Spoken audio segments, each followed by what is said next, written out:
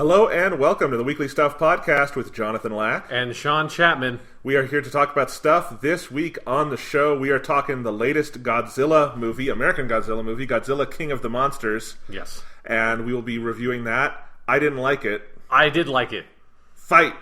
Yes, it's going to be like the movie. It's just let them fight. Let them fight. That's what the audience after is they saying. talk a lot with really awful dialogue. Yes, I think it is definitely a flawed movie, but I enjoyed it quite a bit by the end. There's good things about it. I'm not going to be a total grump. Yes. But we will get into that. We'll talk about that at the end of the show. We are also going to be previewing next week's E3 show. E3 is a little downsized this year because Sony decided to take their ball and go home. Yes. EEA decided we don't make video games that are good, so we're just going to do, streams, and we're not really going to do a press conference. But there's a couple of people, I think Microsoft and Nintendo will have pretty interesting years. Yeah. So we're going to speculate wildly about all of that. And we'll talk about that. We got some news, including a fucking crazy new Death Stranding trailer. Yep, it's a solid 8 minutes of Death Stranding. When I opened up YouTube and saw that time code, I was like, fuck you, Kojima. Okay, let's go. Mads Mikkelsen singing a lullaby to a baby in a liquid jar. Yes. Is everything, really. It is everything. I think that's peak art. We can shut down all artistic pursuits as humans now. Yes, until we find something more silly for Matt Mikkelsen to do in a video game. Oh boy. I mean, Hideo Kojima is back in the swing of things, Yeah, there's always going to be a Death Stranding 2. We'll see what other crazy shit we can do. Oh boy. All right. Sean, what else is going on? A couple things. So I did finish Mafia 3. Nice. So not much to add to that from our discussion from the last couple of weeks, other than it's an awesome game. I really, really like the way the story wraps up. And it's a game that has multiple different endings, and so it's a rare game where I feel like every single possible ending is really cool. It's not just like, most games it feels like, oh, there's the one true ending, and then there's everything else is kind of like, this is okay, but not great. We should probably tell the folks that we have two dogs here with us for the first time on the show. Yes. My dog Phoebe is here, and my other dog Sunny is here. We usually record over at Sean's house when I'm in town. We're recording at my house, and the dogs are here, and they are demanding attention. So if you hear dog sounds like crunching on a bone or panting or licking my hand, they are both licking Sean's hand right now because he's being very nice to the dogs, which is good. And they very much like him for that. But yeah, they're going to make some noise. They like to drop their bones on the ground, and it's a loud sound. So if you hear that, just imagine two very adorable dogs, and it'll make your day better. Yes, they're very excited about the endings to Mafia 3. Yes, it's their favorite game. It is, and rightfully so. It is. I still feel like that game was really critically underserved by the gaming press at the time. It's a game that definitely has flaws. It has some technical issues and stuff like that. Is repetitive, but the stuff that it does do well, it does phenomenally well. So yeah, I think the way that the story wrapped up was really cool. Don't want to. I can't really talk about it much without spoiling it, and it is a game that I want people to play. So yeah, final word on Mafia 3. 2 thumbs up. Really cool game. People should play it. What about you, Jonathan? What's going on with you? Sean, I got something to show you. Okay, cool. I got my Nintendo Switch here. I'm going to load it up. I'm going to show you a clip that I saved. We're going to watch that clip together. This is me playing a video game. Okay. That y'all thought I was never going to play. I'm this excited. is me beating... It's Dark Souls? It's Dark Souls. I forget what this boss's name is. It's the Gaping Dragon. It's the Gaping Dragon. And this is me beating it and then doing a cool pose while the boss collapses on top of me. Yeah. I fucking won. That was my second attempt. Congratulations. I mean, the Gaping Dragon's not a particularly difficult boss, but... Yeah, I didn't know if it was saw hard you or not, using a crossbow, also the weapon of cowards, but that's fine. Fuck off. That's just historically, it's what I've been, keeping up with Game of Thrones. It's the weapon that Joffrey likes more than anybody else. So you're in the Joffrey camp. So congratulations. Well, now I feel bad. Yep. Do you want me to tell you about my adventures with Dark Souls? Yes, I want to hear about Dark Souls. I've been trying to get you to play these fucking games for, what feels like 50 years now. Well, Sean, I'll tell you, I started... So I'm playing Dark Souls on the Nintendo Switch. They put out Dark Souls Remastered on the Nintendo Switch last year. It is not as remastered as the other versions, obviously. It's pretty much the 360 PS3 version, but in 1080p with a stable frame rate, which is a good upgrade. Yes, the Dark Souls on the 360 did not have a stable frame rate, so that's nice. I didn't remember this. I'm at my parents' house, and my 360 was in the basement, and I dug it out to look at a couple of things, and I realized I had Dark Souls on there. It must have been a game with gold or something. I think it was, yeah. Yeah, and I did load it up just to be like, do I want to play this? Do I want to dive in? And I played through like the tutorial area. What's it called? The Undead Asylum? Yes, the Asylum, yeah. I played that again. Even there, it's like just the frame rate's just wherever the fuck it wants to be. And that's kind of what convinced me, like, yeah, no, I'll get it on Switch. That sounds better. Because I only have my Switch with me right now, so I wouldn't be playing it on anything else. So, buy with confidence on the Nintendo Switch. It's a great port, other than they do the absolute cardinal sin of ports to Nintendo systems, which is that they don't switch the confirm button in the game to A. Okay. Which, like, they just keep it in place where it is on an Xbox controller or a PlayStation controller, which is the X or A button on one of those, Yes. But on the Nintendo Switch or any other Nintendo controller, that is still B. And if you play Nintendo games, like, my default is I want the button on the right of the like diamond to be confirmed. It messes me up on PlayStation as well. So because, and for people who don't know, that is also just the way it is in Japan on PlayStation anyways, where circle is confirm and X is like back. So it's a weird American thing that we switched those at some point. Yeah, and because I play Nintendo more than anything else, that's kind of where my mind is. So it's weird. You press A on the Nintendo Switch menu to get into Dark Souls, and then it's B for everything. They had to switch the in-game letter to B, but they didn't just give an option to hey, swap these two, which I assume is an easy thing to do. I'm not a game developer. But... Yeah, I think that's a fair assumption. I think game development's very easy, and anything must be no. Thing like that I mean button mapping. I think, from what I understand, you'd be surprised at how much shit that can break. But especially a game that is not, let's say, technologically on a sound base like Dark Souls. Yeah. It's fine. You get used to it, but it is just kind of funny. So I got Dark Souls Remastered on the Switch because you all remember my stories about Cuphead and me finally embracing the grind and the difficulty. And I was just in a place where I was playing some other games, and none of them were giving me that hit I wanted in my veins. Yeah. And I'm like, Dark Souls is right there. I can get it. It's summer. I have nothing else I'm doing right now. This is the time to do it. And so I got Dark Souls. And I will say, Sean, the first day, I fucking hated it. I thought it was just a bad game and that you all were fucking idiots and it was an Emperor's New Clothes situation. Yeah. Oh, is that mysterious tweet? Yep. I remember seeing some tweet of what the fuck game is Jonathan playing? That's you said something about there's this game that's out there that everyone feel like is some sort of practical joke or something. Yeah. What the fuck is he playing? Because I started it and I'm like, these controls suck. He's so slow. All the challenge is from me barely being able to swing a weapon fast enough. It looks bad. I just didn't like it. And then, cut to last night, Sean, about 5 or 6 days later, I'm going through Sen's Fortress. I've rung the 2 bells. I'm going through that castle. That castle is a fucking bitch. Yeah, it's a motherfucker. It is hard as shit, and I was up till 2 a.m.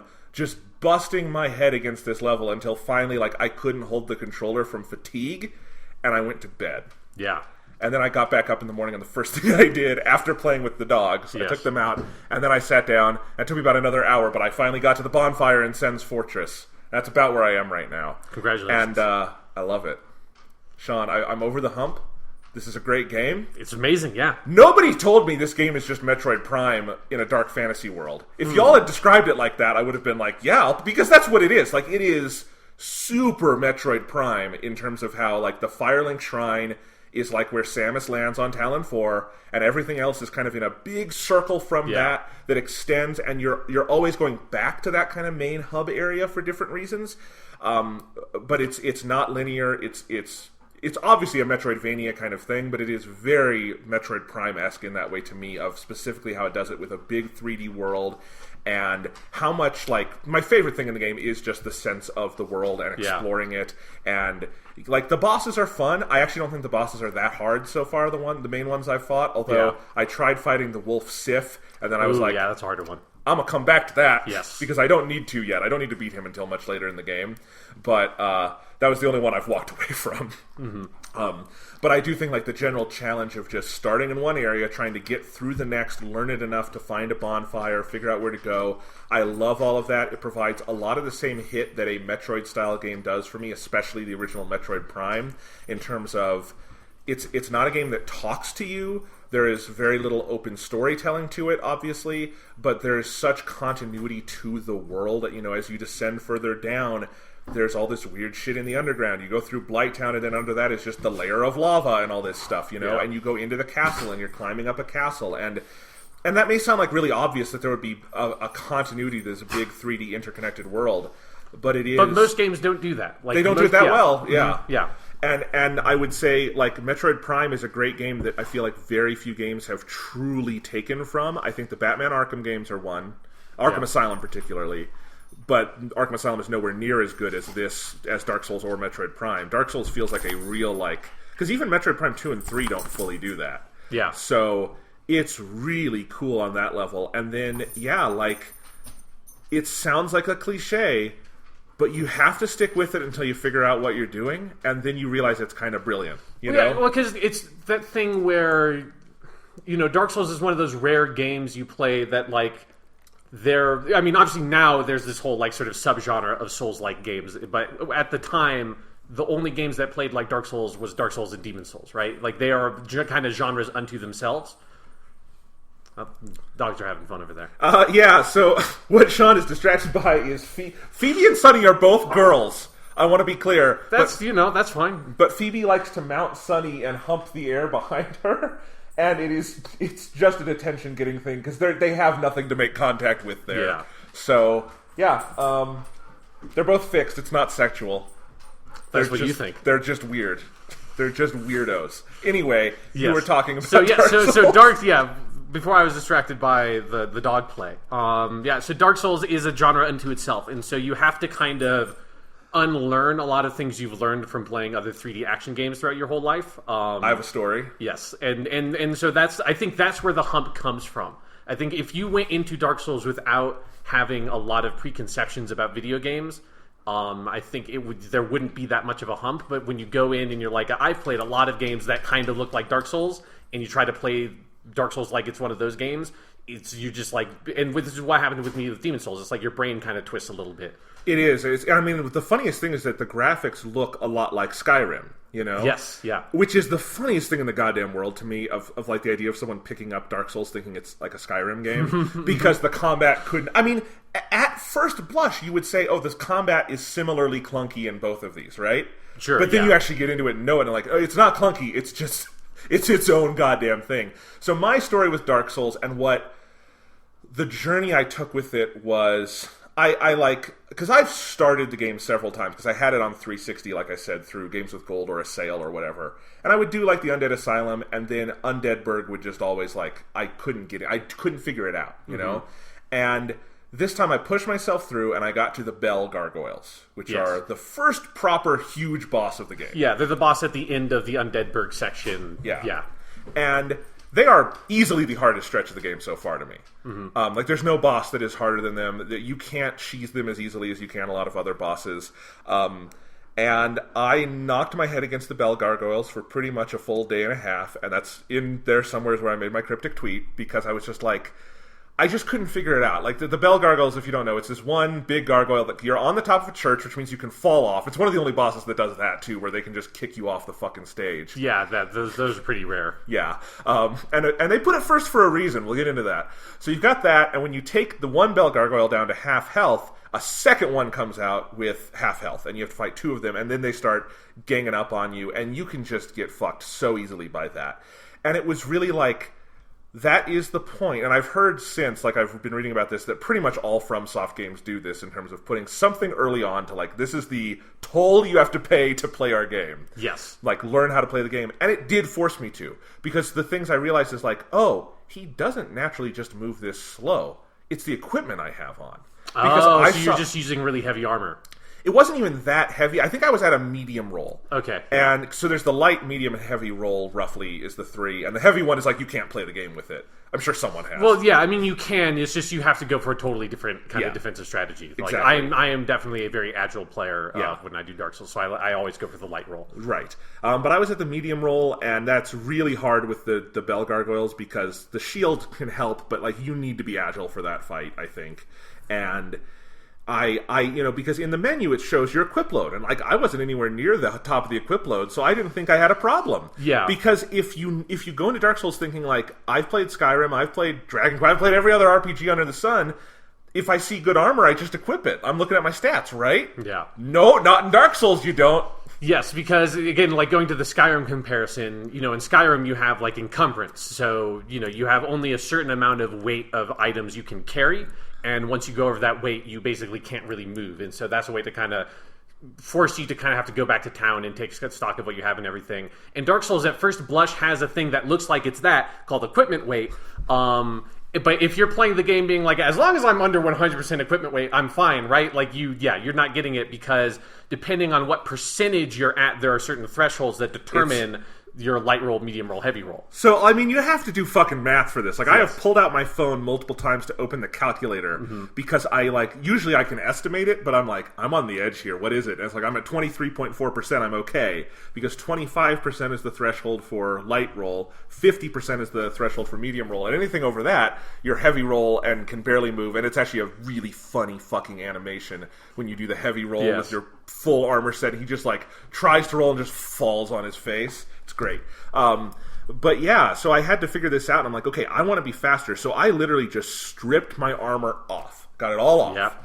I realized I was using the Knight Shield, which is this really cool shield you get early on, but it's only cool for how it looks. It's not that good a shield. And I learned this on the internet because there are plenty of people who will tell you what you're doing wrong in Dark Souls. Yes. There are whole communities dedicated to it. Yeah, any shield that is not 100% physical protection is basically a garbage shield you should just throw away in the garbage trash. And the Knight Shield doesn't do that, and it's too heavy. Yes. So I'm like, okay, someone said the Heater Shield is really good, so I'm going to go back to Undeadburg, I'm going to buy the Heater Shield, I'm going to farm some souls for a little bit, I'm going to be completely naked, get used to just going light, and I got used to all of that. Now, I think I wound up, like, what I wound up really settling on is, like, I would wear a little hat, like a little waistcloth, just for some little extra protection, because it didn't change my movement speed. Yeah. But otherwise, I'm mostly naked. The weapon I kind of fell into early on is just an axe. I have a battle axe. I'm still using that. I've upgraded it to a battle axe plus 10 at this point. Well, that's something that is important to know, is that with a couple of like very significant, or like not significant, like very extreme exceptions, every single weapon in Dark Souls is viable. Because they're all like, so the hand axe you start with, as long as you keep on upgrading it, like that's a totally fine weapon. Like obviously, if it's sort of fit for the stats of your character. Yeah, and I don't even know if that axe is like what I would be best at playing Dark Souls, but I've gotten good at the timing, so it's like that's what I'm sticking with for now. So I had a battle axe, I got my heater shield, and otherwise I'm pretty much naked, and I go fight those bell gargoyles. Takes a couple of tries, but I do it. I go to, and I'm like, okay, that was so hard. Because the other thing about the bell gargoyles is it's not just the battle, but it's that where the bonfire is placed, which is down near Andre the blacksmith, you have to go up the stairs, you have to go across a bridge, fight 3 hollows there, get rid of those little knights. You go in there to the chapel, you climb up the stairs, there's a guy waiting to ambush you, like a Balder Knight, I think is who it is.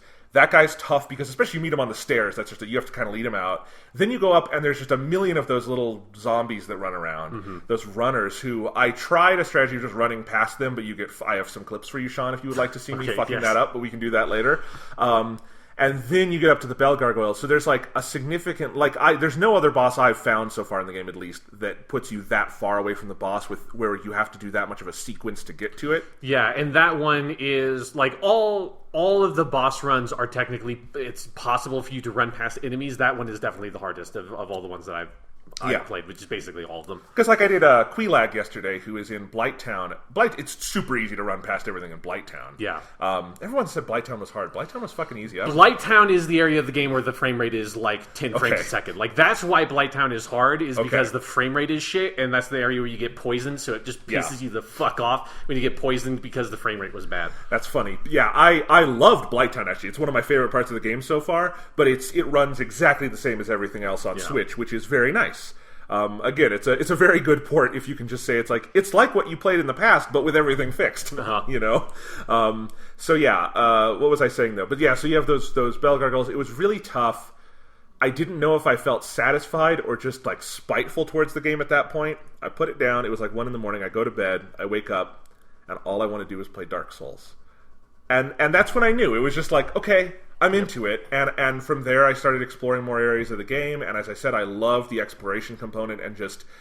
Because I also think the hardest parts are just getting around and navigating and learning, okay, there's an enemy here, and what are the best ways to defeat them, and getting enough of a good strategy down that you can repeat it, and you can open up all the cool little shortcuts and stuff. Like, I love, there's that bonfire in Undeadburg that you come back to about 1 billion times because there are so many shortcuts that open up to it, and it is a viable bonfire to do 1 million different things from. And that's the kind of stuff that when a game does that, it's the Metroid player in me of like, oh, I kicked down the ladder and now this ladder, oh my god, that's so cool, you know? And it's all over the place, and it gives me this significant, satisfying challenge. It's so interesting to me, and I think what I like now in retrospect about the Bell Gargoyles is it forced me to sit down, pull the hood off the game, and start like messing around inside until I figured out, okay, I know what I'm doing. I'm not good at the game, but I know how to play it, and that's really satisfying. And as you say, Sean, there's nothing else like it.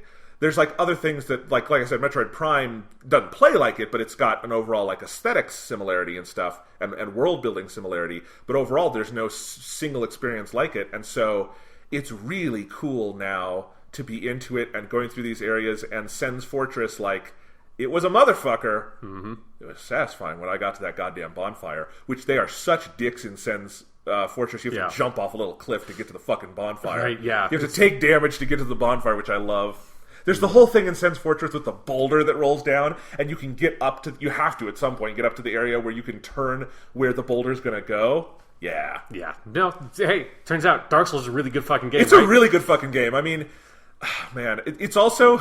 some other things I really love now that I'm playing it. I think it's hilarious how you die a lot, but it is a persistent world. Like, you can't undo mistakes you make because a lot of things are permanent. Like, there is the big hat mage you meet in Sen's Fortress who you can free. Yeah. And my finger slipped and I hit him with my axe. Did you kill Big Hat Logan? I didn't kill him, but he won't talk to me now and he'll try to kill me, and I don't know if there's a way to reverse that. I don't because like that shit is different in like all the games of like I don't remember if Dark Souls how or if you can turn a hostile NPC back to neutral. It made me very sad because there's no way to go back. Like, it's a game where like your choices have fucking consequences. Yep. So yeah, Big Hat Logan. I don't use magic, so it's not a huge problem. Yeah, I never used magic in those games either. So yeah. I only like Big Hat Logan because his name is Big Hat Logan because he wears a big hat. I know, because I've been reading about him on the loading screens. They have all the lore stuff. So yeah, that was kind of funny. I do, speaking of magic though, I am already excited to play the game again someday because I want to experiment with all the other ways I could play it. Like, it's very clearly this giant playground with 1 million ways to do it, and that excites me a lot. Yeah. I also love the online component. Just the little thing of like exploring the world and having on the ground people will have left messages. I am 100% serious. Metroid Prime 4 should take that. Oh yeah, it should borrow that. It should do that because it's not even for me about like the warnings about boss strategy and stuff don't help much because it's so individual to the player, you know. But like, hey, there's a fake wall here, or ambush ahead, or things like that. It kind of makes you feel part of this community, even though it is like I don't get into a lot of the like PvP stuff in it, and that kind of annoys me when I'm human for a moment, basically just so I can kindle a bonfire, and then someone comes in and kills me, which totally happened this morning. I would say it was funny. I was about to save and quit. Someone invades. I can no longer save and quit. I'm like, guess I better go die because this guy knows more about this fucking game than me. Yeah, because that's actually what I was going to ask was how vibrant the Switch community feels for Dark Souls Remastered, because that's something where I feel like if you go back to that game now on like the Xbox 360, I imagine it would be probably hard to find people that invade you and that kind of stuff. Yeah, I mean, every time I've gone human, I've either gotten offers to, I've seen like the soapstones on the ground to go invade or be invaded, so that's clearly there's some activity there. There's lots of messages and stuff. Yeah, so it seems good. I assume the game sold well on it. I've seen a lot of discussion about it. I know when it came out, it was near the top of the charts.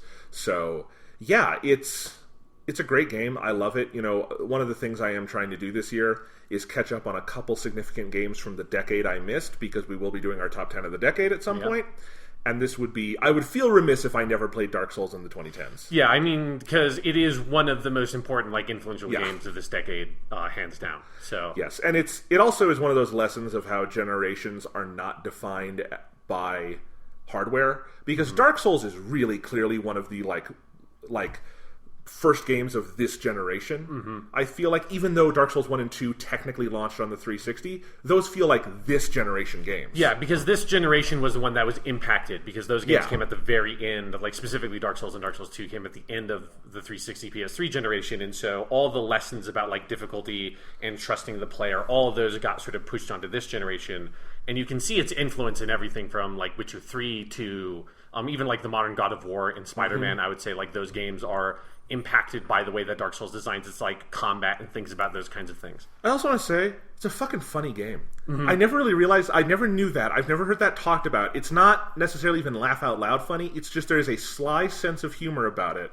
in a lot of places, just in some of the enemy designs and in some of the little things that happen, the way the NPCs talk. One of my favorite little jokes is that you spend this significant chunk of the early game, you have to ring these 2 bells, and you go through a lot of hell ringing those bells. Yep. You ring the bells, this big giant pulls up the gate for you, and you get to the top of that fortress, you can just kill that giant. Yep. You just kill him, and then take his shit, and he gives you 500 souls, he's just a little mini enemy, and it's hilarious. Yeah, I mean, that's one of the things that's cool about those games is you can murder basically everything in that game if you want to. Yeah. No, so if I'm at Sen's Fortress, how far in the game am I? A third, maybe Jesus, less than that. This game is long.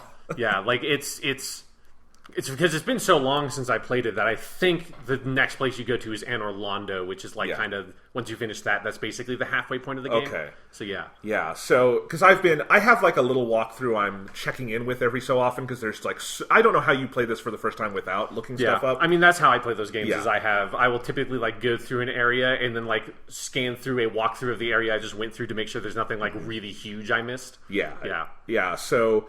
And I think on Orlando's next, and but the table of contents is so big, I'm this is a huge game. Are the other ones Bloodborne and stuff that long? Mm-hmm. Yeah, okay. No, they're all 40 to 50 hour games. I mean, it depends on how deep you get into it. Right. Obviously, there are people that have probably played fucking Dark Souls 20 fucking times at this point. You know. But yeah. So and now I'm mapping out in my head where I go next with FromSoft, and I feel the natural next step would just be to play Bloodborne. Yeah. And then maybe Sekiro, and just get a taste of each of their IPs. That's what I would do. And if I want to go back to Dark Souls 2 and 3, get there eventually. Yeah. I know 3 is really good. Yeah, in Dark Souls 2, because, Dark Souls 2 has the Scholars of the First Sin thing where they put the DLC out for that game, and then when they updated it for the PS4 and Xbox One, they rejiggered a lot of the game.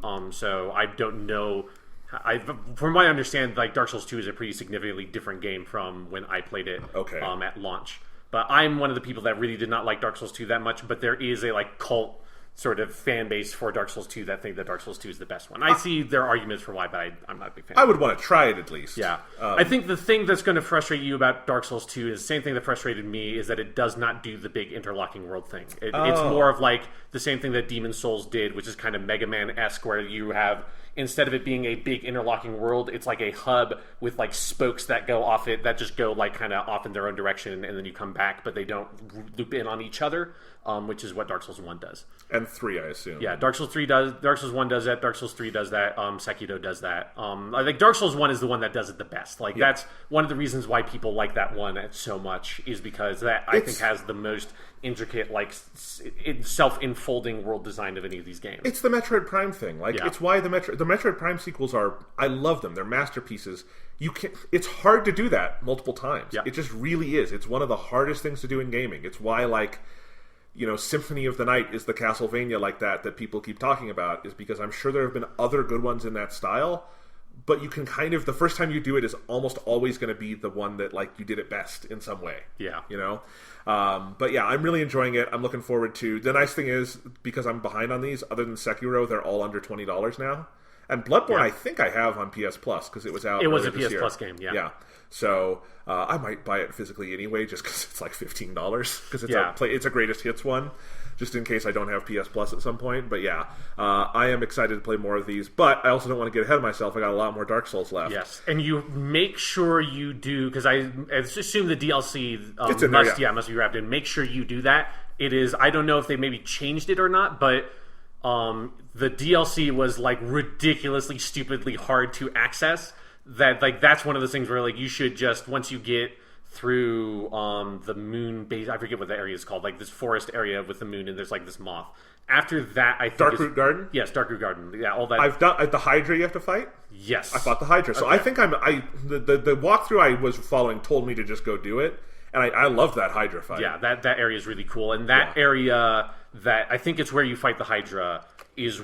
Like, around that area is where you go back to access the DLC, so make sure you look up once you get a little bit deeper. I think probably post Anor Londo you can do it, because the game kind of shifts a little bit after Anor Londo. You have to do the DLC stuff, because that's, to me, the best part of the first Dark Souls. The DLC thing is fucking amazing. You're the second person to tell me that this week, so I know it's true. So good. The Artorias boss fight is one of my favorite boss fights. That's awesome, yeah. And I also just want to say, I love playing it on Switch. It's really... You wouldn't think Dark Souls is necessarily a great fit for handheld, but, you know, there's a lot of times when, like, you're grinding or you're figuring shit out, and I've had fun this week where I'm playing it on my handheld, and I've got an episode of Star Trek on my PC because I'm watching TNG again, and it's just fun to kind of go through Dark Souls. I don't, like, usually do big boss fights like that way, but I really like it that way. I only have had access to my Joy-Cons because I didn't bring my Pro Controller with me on the plane, because I could only fit so much, and I needed to bring underwear and stuff. And it plays great on the Joy-Cons. That has not been a difficulty for me, except I have sad news. This morning and last night I realized my right Joy-Con is succumbing to a problem I've heard other people have called Joy-Con drift, which is where the right thumbstick is starting to just do its own goddamn thing, which makes Dark Souls very hard to play. Not as bad as if it were the left thumbstick. Yeah, no, because that's, you know, you definitely don't want the camera shifting around, but like with the lock-on mechanic, that probably mitigates that. It does, except in Sen's Fortress when you've got these tiny little bridges you're running across, if the Joy-Con just decides you're going to go in a circle right now. So I am now trying to figure out how I get the money together to buy new Joy-Con because they are not cheap. They're not cheap. And I'm out of... Obviously, it's been 2 years. It's out of warranty. I wouldn't expect it to still be in warranty. Apparently, the issue is just that, like, this can happen to every controller. Dust can get inside the ports, and, like, that'll mess up the control stick. The problem is that the Joy-Con come in contact with more dust and stuff because you take them out in the world. They're handheld controllers. And just because it's a little smaller, everything's a little harder. There are ways to fix it yourself, but I am not one of those people who likes to tear open my controllers and replace sticks and stuff. Yeah, that's something to me is like a totally last resort. Yeah. Like I would go to that extent, but like it has to be something where it's like I really don't want to spend the money, and I really need this controller to work. Yeah. If I can wrestle the money together, I am happy to buy new ones. I have probably played thousands of hours on these things. Like it's okay. Like every console I've ever bought, I eventually get a second controller for, you know? But it's also like, I think it's hilarious this happened to me while playing Dark Souls. That's the game that would do it, right? This is the real Dark Souls starts here. Yeah. And there have been rumors they might get around to doing Dark Souls 2 on Switch, which sounds like it could be feasible since that was also a 360 game. Yeah, since that was a 360 game, I imagine you could do that. I would love that. Because like I said, I do feel a little spoiled being able to take it kind of like portable is a fun way to do it. I would have to like adjust if I were playing like Bloodborne or something, which is only on the TV. But I've taken my first steps into a brave new world, and I got over the hump. And I now, Sean, I can say I understand it. Like even if I stop here, when you talk about it or something, because that's why I wanted to play it, is that I host a fucking video game podcast. This is undoubtedly one of the most important genres of the decade. Yes. And I've been talking about these games for like 5 fucking years or something on this podcast, and kind of every time I sort of try to push you a little bit to play one of them. I know. I'm in it, though. Yep, finally. I'm in it to win it. I gotta fight a golem next. Thank God. So, now I'm excited to, once you're done with Dark Souls, we can talk about Dark Souls 1, and then, and then we'll see where we go from there. I really do want you to try to play through Sekiro before the year is over, because I think that'll be it'd be fun to talk about that game while it's relevant. I really do. If I can, this year, I would love to hit Bloodborne and Sekiro, because Bloodborne, same for like the decade thing, but also it's one of the only significant PS4 exclusives I haven't played. Yeah, and it's one of the best. Yeah, so both of those, and it's one of the nicer things about this being a quieter year. Yeah, I mean, that's what I'm doing. Yeah. I just spent like 3 weeks playing fucking Mafia 3, And I'm glad, because no one else is talking about Mafia 3 right now. There's no other podcast that's talking about fucking Mafia 3 and Dark Souls 1 at the same time. And well, I'm about to go start playing Devil May Cry 4 is probably the next I'm going to get into. Yeah, well, two female dogs hump each other off in the distance, which you probably could hear, and I'm sorry about that. Are we done with Dark Souls? Because we're done with Dark Souls. Because I want to now move on to... We're talking about something that's, way out of date and not relevant anymore. Now let's talk about Game of Thrones. Oh, great. Okay. Let's do our Game of Thrones checkup, because I realized I didn't talk about that in my stuff, other than poking fun at you for the crossbow thing and the Joffrey bullshit.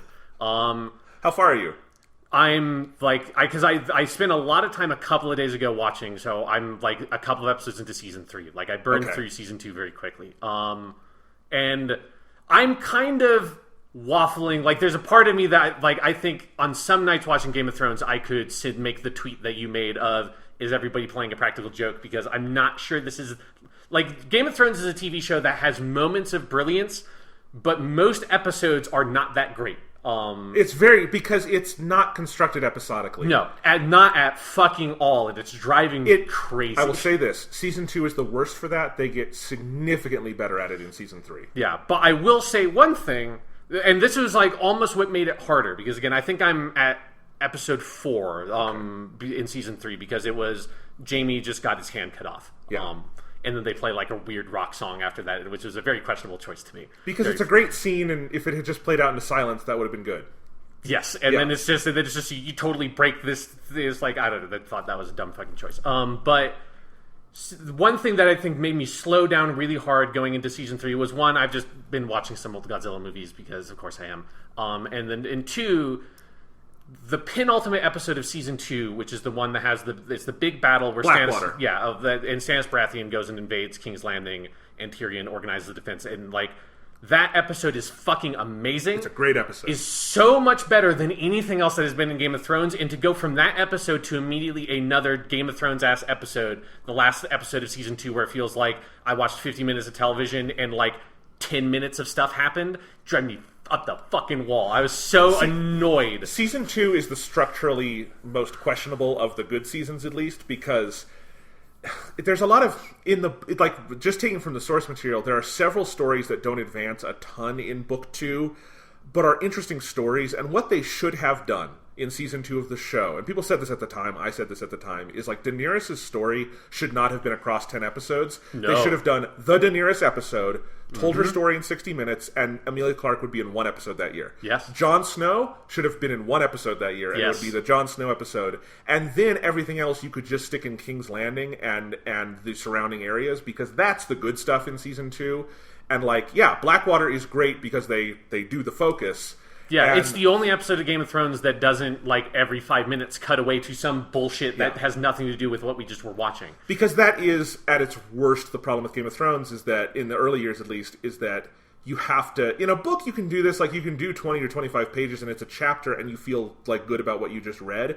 But if you do 5 minutes with, let's say, Tyrion, and then you do 5 minutes with Dany, and then 5 minutes with Jon, it just inherently in TV can't advance the plot that much. How much better would Game of Thrones be if it was 20-episode seasons where each episode was 20 minutes long? And you could just, here's a Dany episode. Here's a 20-minute story about what Daenerys Targaryen is doing in Essos. Here's a 20-minute episode about what is happening in King's Landing. Here's a 20-minute Jon Snow episode. Man, they never would have been able to do it, but that would have been great. Yeah, no, I know that's obviously there's the way that American TV is produced. And I will say they do get it. In my mind, at least in season 3 and 4, they get better at focus and thematic connections through episodes. And they don't do the Blackwater thing a ton more. They only do that once or twice a year if they do it at all. But I expect, because season 4 is my favorite season you're coming up on, and I do think they managed to start doing they'll do instead of we see Tyrion 3 times in an episode, we'll see him once for 15 minutes and just get it a little more. And this is the part of the show where I actively sympathize for the showrunners, because it's tough when you've got 10 hours and these big books that switch around a bunch. What do you do? I think season 2 is the nadir of how they structured it early on. And also season 2 doesn't have Sean Bean anymore. And that is the thing, is that Sean Bean you could just put as the protagonist in season 1, and so you felt like there was a center you kept coming back to. Yeah. Tyrion is kind of that in season 2, and Tyrion stuff is the best stuff that year, but... By far, yeah. Yeah. Because I will say, like, Tyrion, like, because all of Peter Dinklage's stuff in season 1 is good, but, like, there's not much there. Like, he's a cool character that's kind of on the side. Season 2, he is, like, the saving grace of that season. Every time they cut back to him...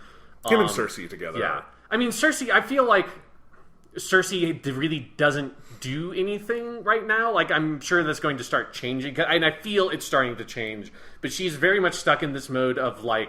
And this is the problem with Game of Thrones, is that every character is stuck in whatever mode they're in for 10 fucking hours. It's like, oh, like, I'm the queen, but I can't really control Joffrey, but I'm not also trying to do anything to hurt Joffrey because I love my children so much. And she's just been doing that for, like, more than 10 hours at this point. And, like, that... And that's the thing that is by far the most frustrating. And any time they cut to, like...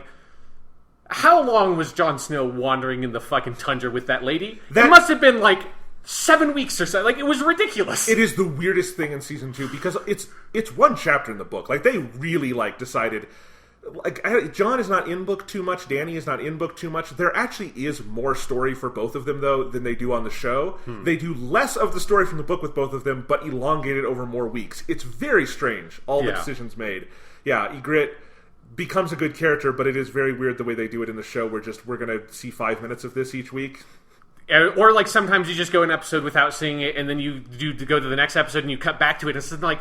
hasn't 2 weeks passed since the last time we cut to this storyline? Like, what the fuck is even going on? And, like, there's just a lot of characters that I think suffer a lot from having been stuck in, like, a stasis mode for, like, a season plus. And, like, now they're finally doing stuff with Jaime. But for the longest, like, other than now having had his hand cut off, the only fucking thing Jaime Lannister had done in the goddamn show is be snarky about Robert Baratheon. He fought Ned Stark very briefly, and that was, like, the most exciting thing he did. And then he got captured off screen. And he was captured for an entire season. And they just did the same scene with him, like, 5 or 6 times, which is one of the Starks, either Catelyn or Robb, go and talk to him and threaten him a little bit, and then they leave and don't do anything about it. And they do that exact scene like 4 or 5 times. It's like, what are you fucking doing? If there's not going to be any forward momentum made in this subplot, don't cut to the fucking subplot, because there's so much shit on your plate that it drives me crazy when they start wasting time like that. I totally get it.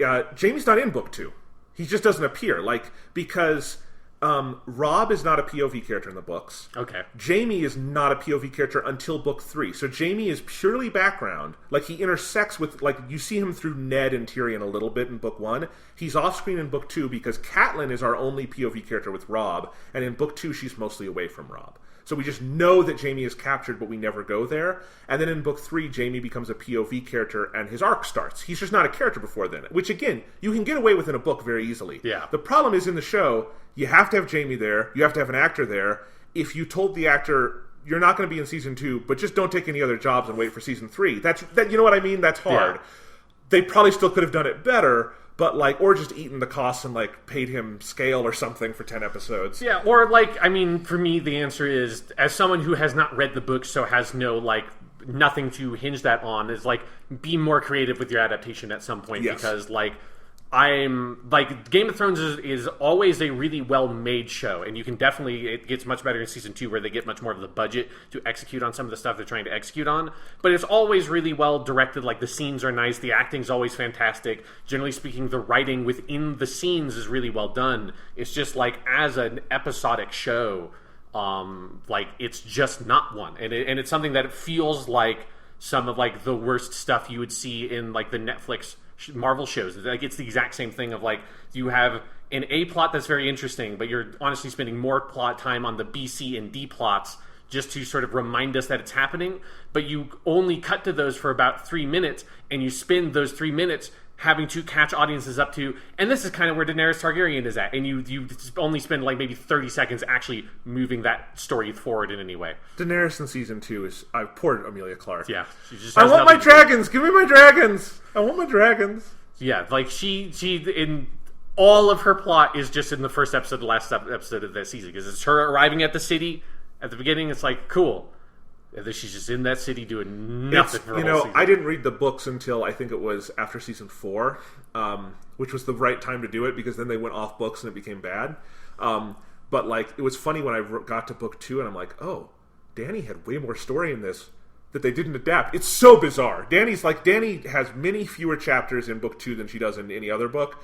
There is more interesting stuff that it's kind of like with Bran. They just choose not to adapt it, but they also don't choose not to do stuff with Danny. So it's like, we're just going to do the cornflakes version of Danny here, and it's going to be very bland. Yeah. So, but I will say again, that Blackwater episode is really fucking amazing, and that is both like kind of the reason why I'm still trucking along with the show, but also the reason why I've slowed down so much. Is it hurt so hard to go from that episode to another episode again, like put the problems of the show to me in such a like clear focus when it's like, oh, when the show can sit down and focus on one thing for 50 minutes, it's fucking amazing. Yes. When it has to bounce between everything else like a crazy pinball story, it's and that is the rough. that is the one good thing about the last few seasons, is that they've pared down the cast and locations enough that they stop jumping around a lot.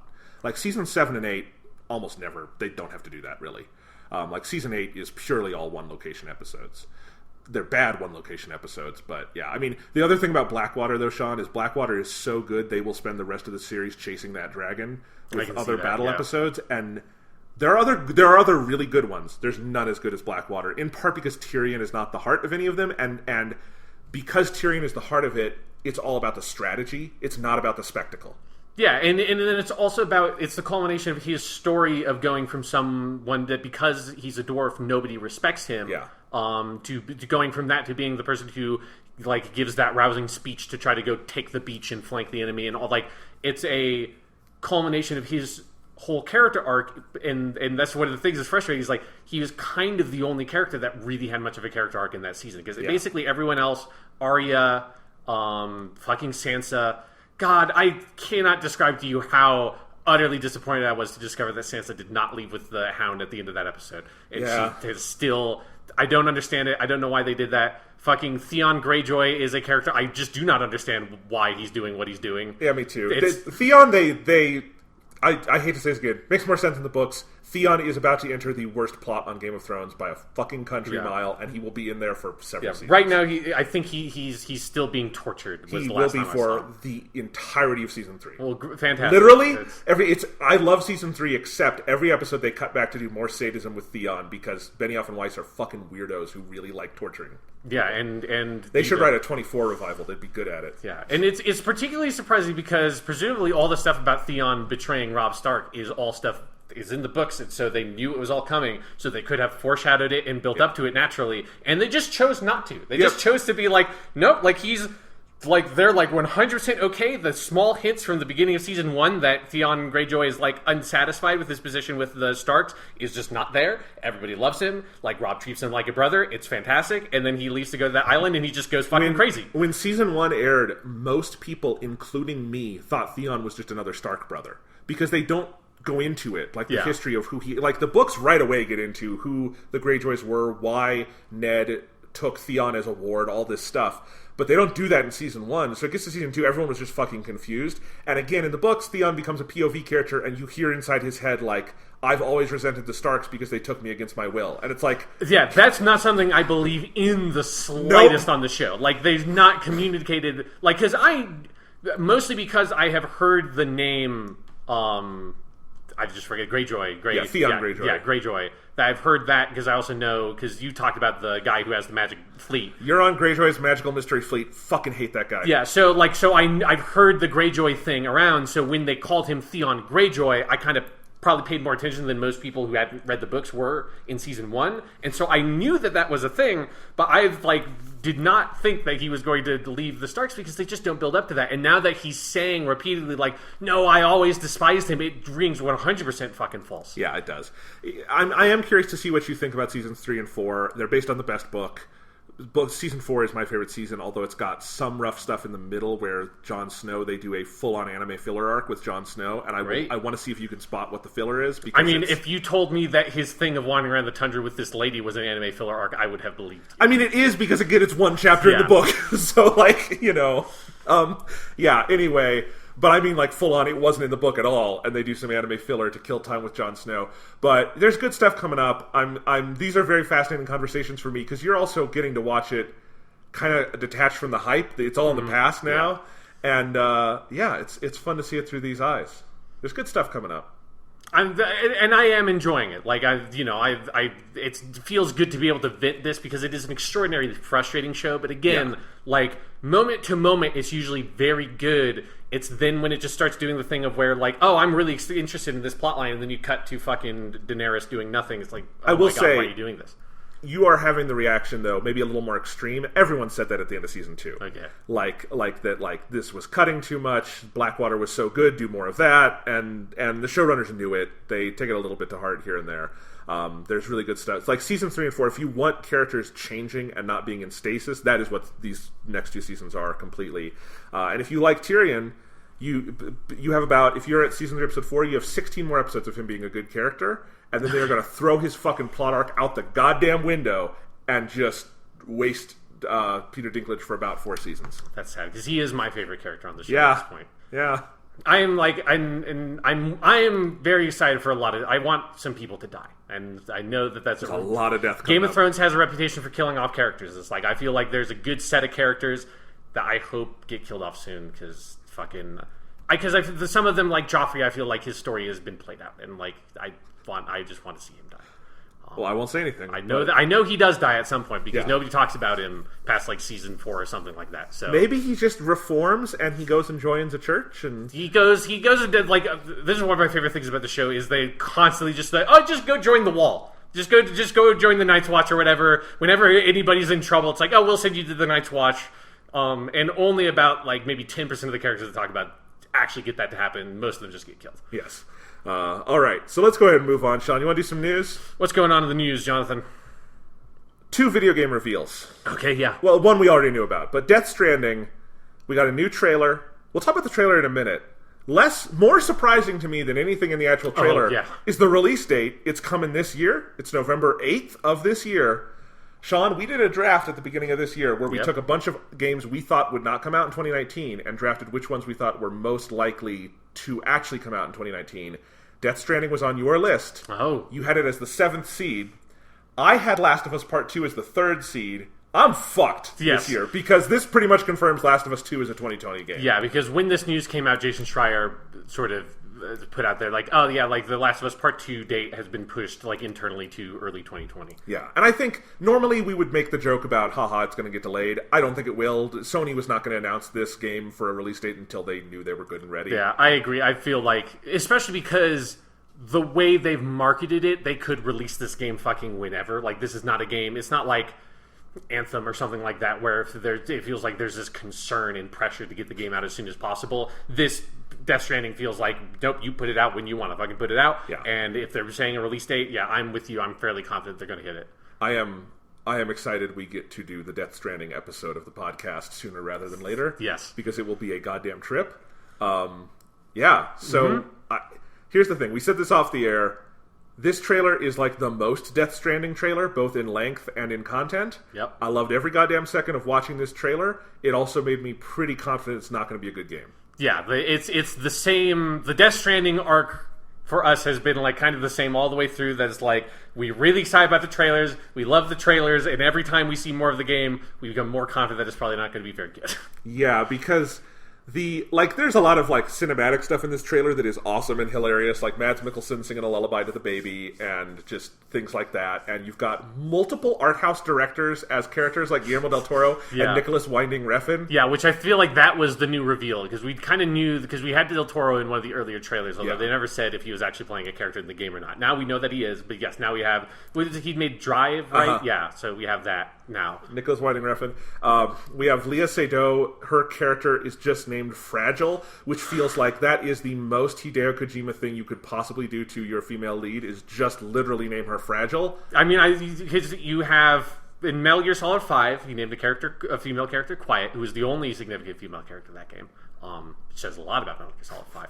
If you don't know who Quiet is, YouTube Quiet, but make sure your fucking safe search is off, or she will not come up. It's a popular choice for sexy cosplay. Let's just say that. It's a thing. It's one of the only costumes you don't have to change to make it sexy cosplay. Yeah, no, seriously, it's bad. And so you had Quiet in MGS5, which just legendarily bad female representation, just like some of the worst in the modern era of video games, without a doubt. And so then you go to this trailer, and then he has that series of cuts where it's Fragile, then Mama, and then the other female character is, I'm pretty sure the main character's dead wife. And so, and I think her name was like Amelie, yeah. something like that. Emily something. It's Amelie because it's a reference to the French movie, because of course it is, it's Hideo Kojima. Yes, and I think that's the Bionic Woman is the one that plays Amelie. Yeah, Lindsay Wagner. Yes, and so, and they don't, obviously we don't know for sure who those characters are. I'm like 90% sure that's Sam Bridges' dead wife.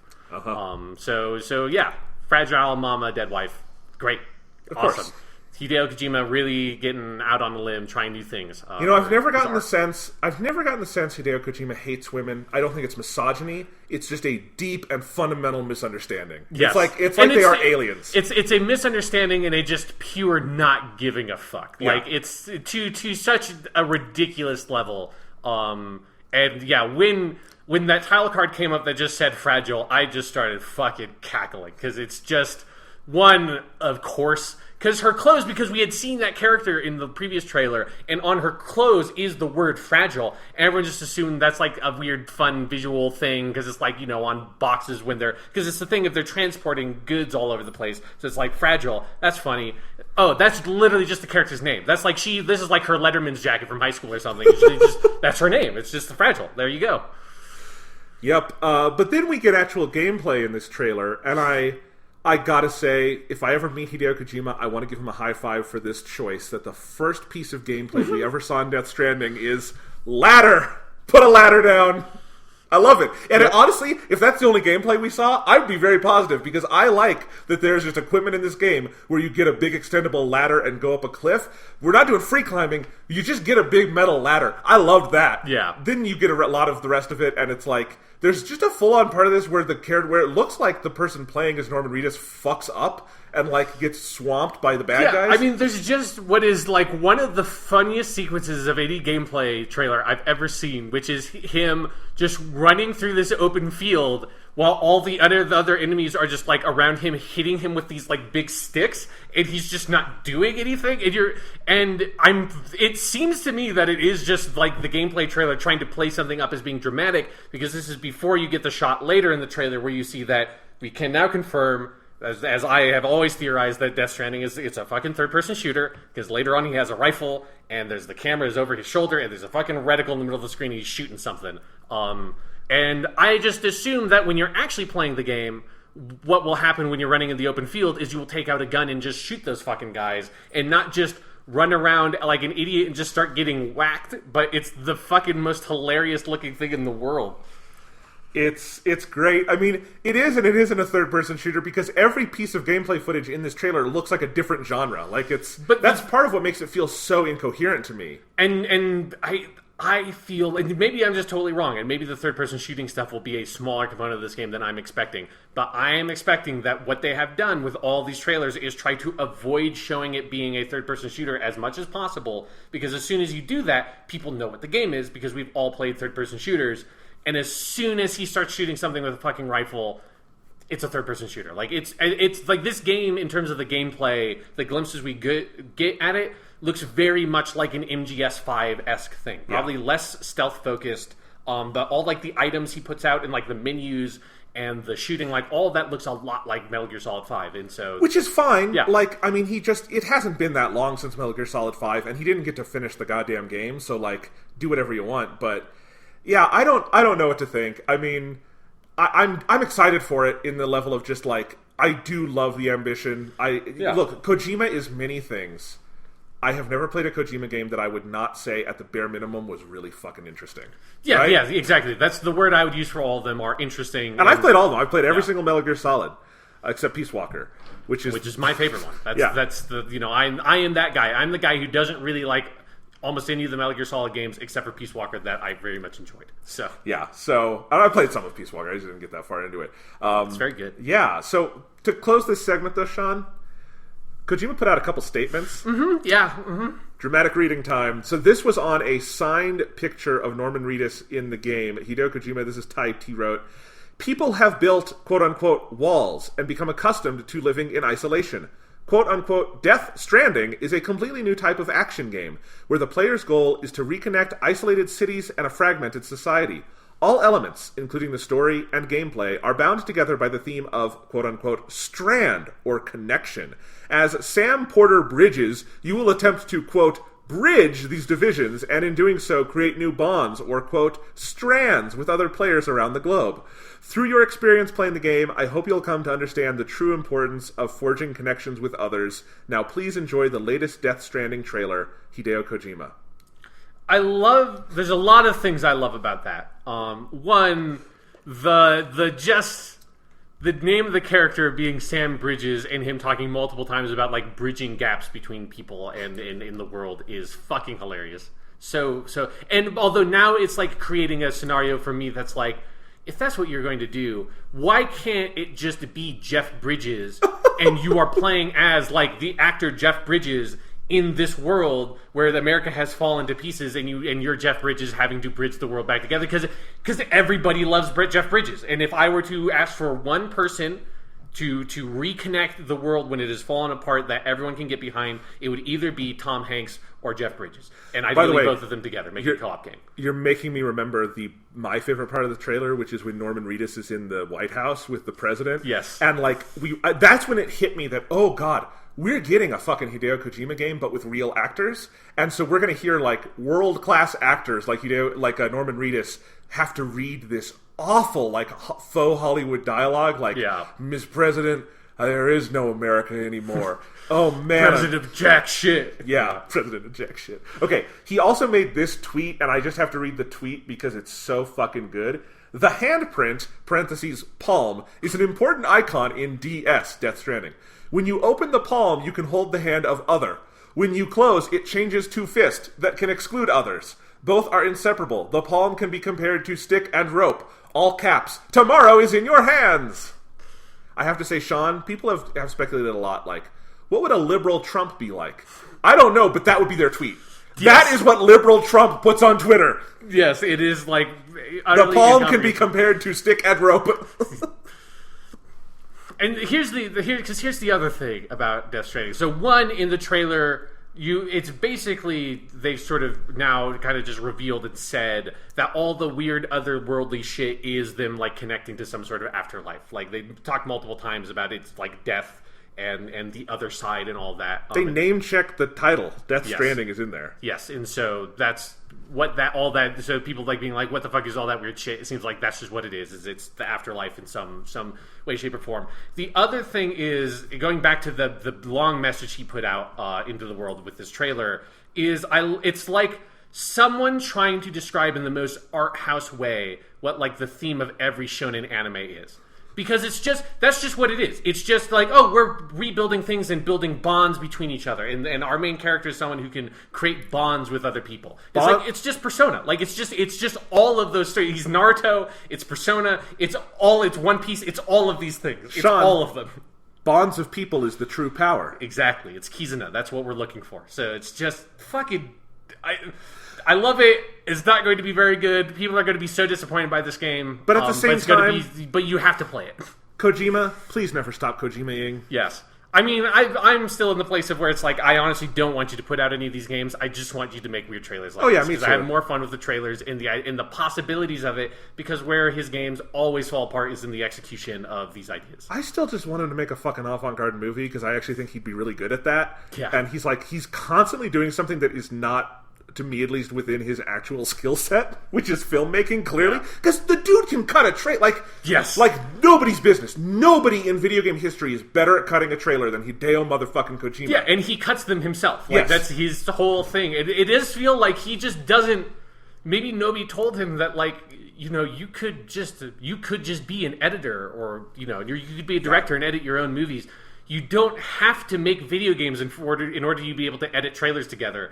Like, there's a lot more work involved with making the fucking video game if all you really want to do is edit the trailers. And there's a part of me that legitimately thinks that that's his favorite part. That's what he wants to do. He just wants to edit the fucking trailers together, and somehow he's getting, like, hundreds of millions of dollars and these staffs of, like, hundreds of people as a staff to make video games just so he can cut trailers together for them. Which, like, bless him, it's the best part. It's the thing he's best at. It's the thing I most enjoy about his work. I want him to keep on making trailers. I just think it's maybe a little bit of waste of resources to actually make the video games. It is. But, everybody's got to live their truth. And Hideo Kojima's is making crazy games with crazy trailers where the women are literally named Fragile. Yes, and where he gets to have all his Hollywood buddies be in the game with him, which is maybe the best part. Is he just has fucking Guillermo del Toro and Nicholas Winding Refn and fucking Mads Mikkelsen and Norman Reedus and all these people. He just gets them all together in his fucking video game. It's awesome. All right, another game we got a trailer for this week, much less interesting, is Call of Duty Modern Warfare. Yep, that is indeed what they are calling it. Yep. It is just Call of Duty Modern Warfare. They did not blink. Nope. We lost this game's chicken. I already have encountered difficulty where I searched Call of Duty Modern Warfare and got the remaster instead of the new game. Yep.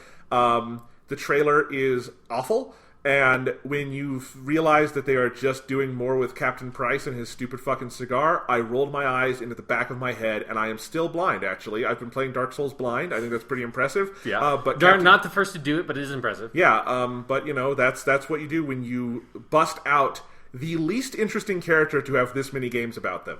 I'm not going to lie and say I didn't like Captain Price back in 2007. We all did. He's a good part of that game. Yeah, and then they made Modern Warfare 2 where he just goes crazy and fires a bunch of nukes off. And then they made Modern Warfare 3 where he's just the hero. Yeah, and he dies at the end of that game, right? No, he kills the bad guy and the game ends with him sitting on the corpse smoking a cigar. For some reason, maybe because 100% at the end of Modern Warfare 3 they should have killed off Captain. That's the thing you do. Yeah. No, they killed Soap is what you're thinking of. They did definitively kill Soap McTavish. But Soap is in this trailer. Fuck off with this shit. Captain Price is fine. He's not that much of a character. Yeah. Although it does seem like it's just a reboot of the because it doesn't. He looks young. Yeah. I think it's a different voice actor. I know, and that makes me even less interested. So they're just doing the story again, and they. Goddamn, I've been getting the promoted tweets, and they're all the rules have changed. And I made a funny tweet about it. Have they changed since Modern Warfare 1, and Modern Warfare 2, and Modern Warfare 3, and Advanced Warfare, and Infinite Warfare, and all those Black Ops that were also set in the near future? Have they changed since that? Which we're not... I don't think we're that far away from when Black Ops 2 was actually set, which was the first near future one. So, yeah, it's... it looked a little bit more interesting to me than, most of any Call of Duty since Infinite Warfare, which is World War II and... Black Ops 4, because at least it looks, based on the gameplay, it looks like they're trying to touch a little bit of the core feel of the game. So it doesn't, because it didn't look exactly like every Call of Duty since Call of Duty 4. It looked a little bit different. So that's nice. But yeah, I'm kind of with you that one, they just showed so little that there's not much to go on. But it's Call of Duty Modern Warfare. I don't know. All right. Finally, this week, we have two pieces of interconnected news around the old but classic game Baldur's Gate. Yes. So this is really interesting to me. There's a studio, Larian Studios. You would know them for making Divinity Original Sin 2, a very acclaimed game that I have not played yet. Yes. Though I would like to at some point. They also made Divinity Original Sin 1. I know, but 2 just came out. So, and they teased on their website a big 3. And people thought, oh, that could mean Divinity Original Sin 3, right? But some HTML snooping and some other, private reporting by people like Jason Schreier at Kotaku revealed they actually have the license to Baldur's Gate, and they're making Baldur's Gate 3. Baldur's Gate 2 came out back in, 99, 2000? 2000, 2001, yeah. Okay, yeah. So this would be the 20-year later sequel to Baldur's Gate. Baldur's Gate obviously has been tremendously influential on everything in a lot of ways. You've got those Pillars of Eternity games out right now from Obsidian that are very much in the vein of Baldur's Gate. And so they might be making this sequel. And at the same time, we learned, and this is not a rumor, this is just fact, developer Beamdog, who has been managing the license of all the Baldur's Gate stuff and the other Dungeons & Dragons games from the period, they are bringing enhanced editions of all those games to PS4, PlayStation, PS4, Xbox One, and Nintendo Switch this fall. So you're getting Baldur's Gate 2, the expansions, Planescape Torment, Planescape, sorry. I didn't know how to. You're not escaping planets. You're escaping dead. You're dead and in hell in Planescape. Okay, Planescape, Icewind Dale, Neverwinter Nights, all of that stuff. So like I said, Beamdog has been managing these enhanced versions on PC for several years. And mobile, I think. And mobile, yeah. And these ports, they say, will have native support for high-resolution widescreen displays, optimizations for console controllers, new characters and classes, new voice sets, expanded character creation options, etc. So they're clearly like giving it. This isn't a basic port. They're adding a lot of stuff. They'll be available individually digital and then in physical packs. So, for instance, the Baldur's Gate pack, where you'll just get everything Baldur's Gate, will be coming September 24th to all those systems. And I gotta say, I've never played Baldur's Gate. I was actually earlier in the week because of the 3 announcement. I was looking up if the current version of 2 is on Mac, and it is because I have a Mac. But then this came out, and I'm like, oh, I'd actually very much enjoy trying these on Switch. They're really good. I never really got super deep into Baldur's Gate 2 because this is a long time ago. I think this is when I was like a freshman in college. I played through Baldur's Gate 1 and then like wanted to get into 2, but like was fresh off of playing a big long RPG. Was like, I can't just jump into this next one. Never quite got around to 2. But yeah, they're really cool. They're basically like digital versions of Dungeons and Dragons. Like the rule sets are, I think it's based on Advanced Dungeons and Dragons, and so it's a fun way to kind of play with those kinds of mechanics without needing to have a group of like 5 friends that you can organize like 3-hour meetings with every week. And I've heard the writing is really cool and stuff like that. They're good. And I gotta say, you and I, or you know this about us, we are all in favor of bringing old games that are increasingly hard to access to modern hardware, because game preservation is important and underserved. A detail for that, now that you say that, is one of the reasons why Icewind Dale 2 is not in this is because nobody knows where the source code to Icewind Dale 2 is. So they literally cannot make an enhanced edition of Icewind Dale 2. That is a tragedy. Yep. I am very glad, though, that... I mean, again, Baldur's Gate, whether you've played it or not, you have to know it's one of the most important pieces of video game history. Yeah. And getting it on all the modern consoles, that's just a net positive for gaming. And then the idea that this studio Larian might be making a full-on Baldur's Gate 3, I think is really fascinating to me, because I'm curious what it would be in a world where Baldur's Gate has influenced so much. And mostly, like, I'm curious what it would be, like, how different it would be from something like a Divinity Original Sin, because those games are in that, like, Infinity Engine style. Like, it is. I have not really played those, but it is one of those kinds of games. So, yeah, I'm curious, what does it mean to make a Baldur's Gate 3? Are they going to try to go in a slightly different direction than the Divinity games? Obviously, it'll be in the Forgotten Realms setting, I believe is what it's called. Technically, the sort of D&D setting that Baldur's Gate is set in. But yeah, it's an interesting announcement. Like, one thing that I'm curious of is how well those games would play on console, because they are super mouse and keyboard games. And I'm sure like you can get it to work, but I am a little bit skeptical of like the games being really good, because it's not even just the pointer. It's the pointer and having like a bunch of different keys you can hotkey things to is a pretty big deal for those games. So I'm curious to see. I haven't touched the enhanced edition, so I don't know like what changes they've made in that sense. I think in a world where people have done, Diablo 3 really well on consoles, Pillars of Eternity, I've heard has done a surprisingly good job with like the console controller, because people had the same concern about that. Like, I think there's precedent. This one might be even harder, but, if they're up to it, again, net positive. Yes, yeah, obviously, like, absolutely put it out. That's just something I'm curious about personally, is whether or not and Xbox it's going to play well that way. Xbox One has full mouse and keyboard support, so if that's what you've got, that also, if they have that in there, that could be cool. That'd be a funny way to get like the really roundabout way of playing that game. But just if you didn't have although I guess any laptop could play those today. Yes, but, yeah. All right, let's move on to our first topic today. Phoebe just dropped a bone. Let's do some E3 predictions, Sean. All right. So, Phoebe is going nutso with that bone.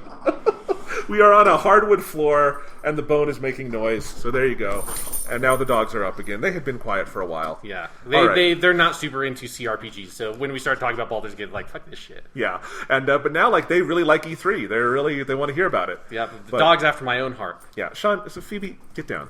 I mean, Sonny. I called Sonny Sean, and then anyway. It's a lot of names to deal with. It's way more. Usually, you only have to deal with one name on this podcast. It's just me. Now it's very true. It's 300% the names. All right. So E3 this year we have in this order: Microsoft, Bethesda, and Devolver Digital will be going Sunday, June 9th. On Monday, June 10th, we will be getting the PC Gaming Show. We will be getting Ubisoft, and we will be getting Square Enix. Yep. And then on Tuesday, June 11th, will be the Nintendo Direct. So, as always. Yes. So those are the shows that we have this year. We have no Sony. We have no EA. One of those is not missed. So, Sean, you always like to lead these segments because you put an obsessive amount of thought into E3. Yeah, so I have not put as much research into the EA or E3 speculation this year as I have in years past. I did go over my notes from E3 2018 to kind of help me remind me like what happened at last year's E3, what are things that we were looking for that weren't there, what are things they announced that they haven't talked about since, and I put together some notes. So, first of all, you said that EA is not going to be there, which is... That's what they want us to think, but they are basically doing what is called the EA Play show, which is a series of live streams focused on individual games, and they have already released the schedule for it, so I thought we might as well, because we'll talk about some of this stuff, because I'm going to at least watch one of these for actual E3, because it starts off with, at 9:30 a.m. on Saturday, Star Wars Jedi Fallen Order.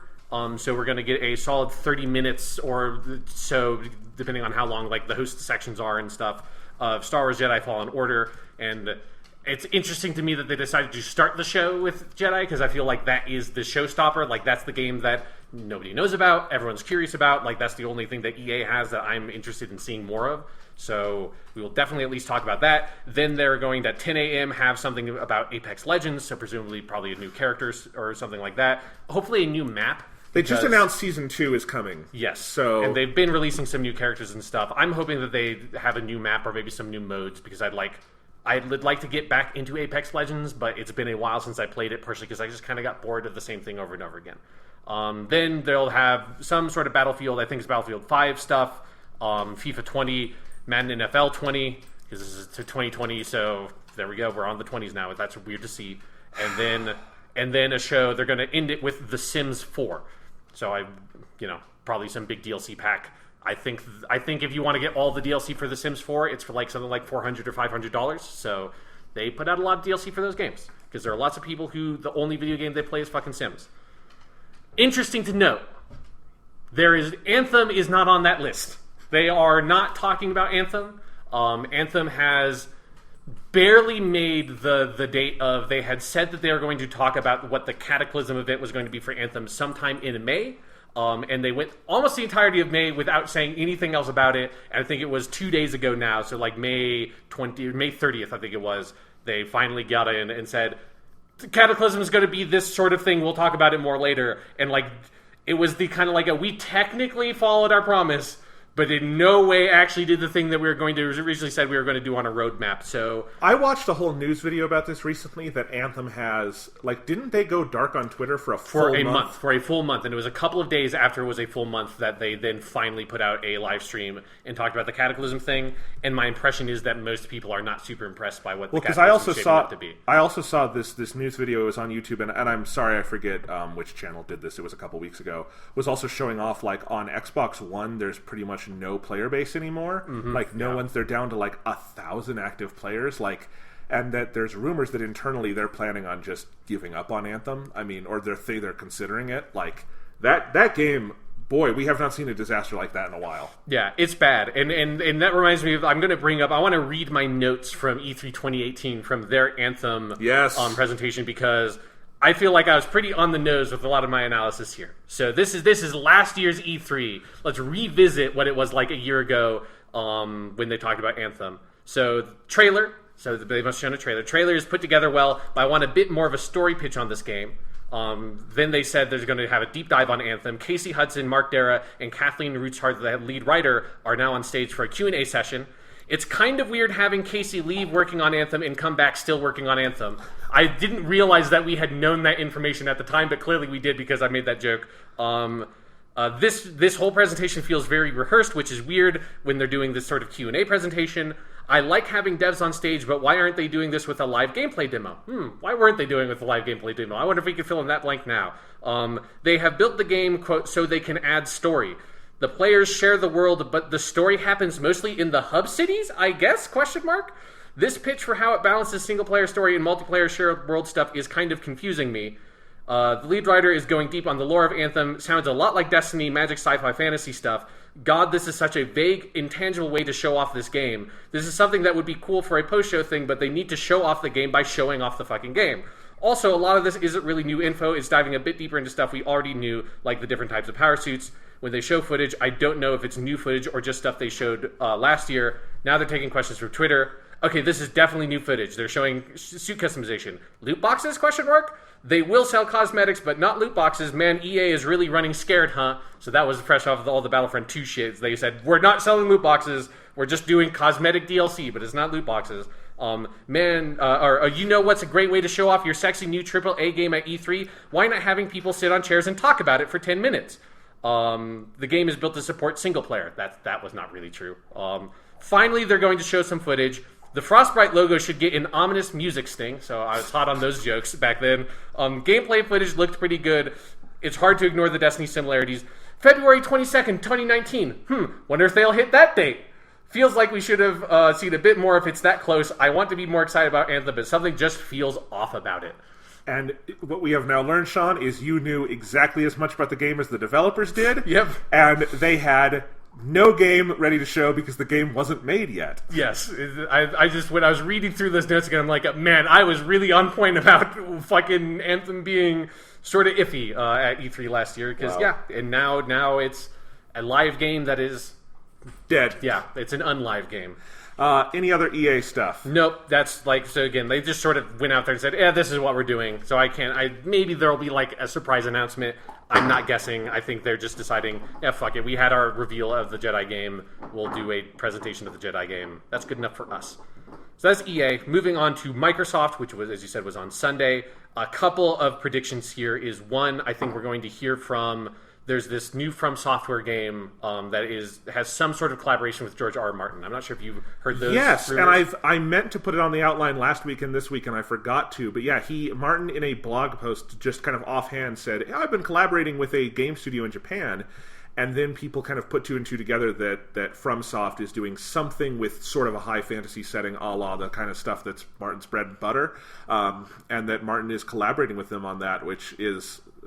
That's fucking exciting to me. Yeah, and so then other rumors followed after that was going to be on Microsoft's press conference, which makes sense because that's actually Sekiro Shadows Die Twice was at Microsoft's press conference last year. I forgot that. Yes, yeah. Because Microsoft basically trotted out every single third-party developer onto their stage. Well, because that's the interesting thing is Microsoft has been most exciting the last few years for all the third-party stuff. Yeah. Which, like, there's no exclusivity there. Like, Sekiro... you could play wherever you wanted, but like because Sony doesn't show off any third-party stuff anymore because they don't have to. Yes, and definitely not this year. Definitely not this year.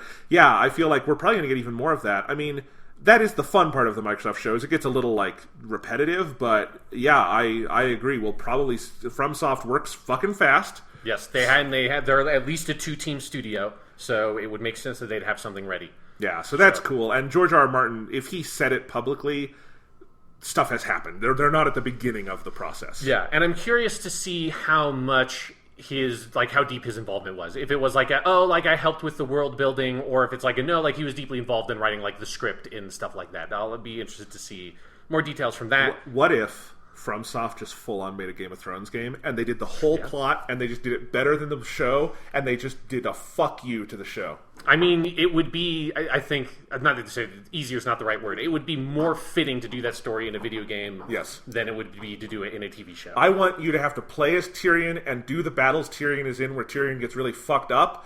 And it's just, FromSoft makes it extra hard because you are not just a character in a FromSoft game, and it's always hard, but you are fucking Tyrion Lannister. Yeah. But Tyrion, I don't know, he chopped a fucking dude's leg off with a goddamn axe. That's true. Dude, he can get some shit done if he needs to. I'm just saying, you're going to have to work for it in the video game. Yes. So I'm really excited to see, I'm just assuming that's going to be at Microsoft.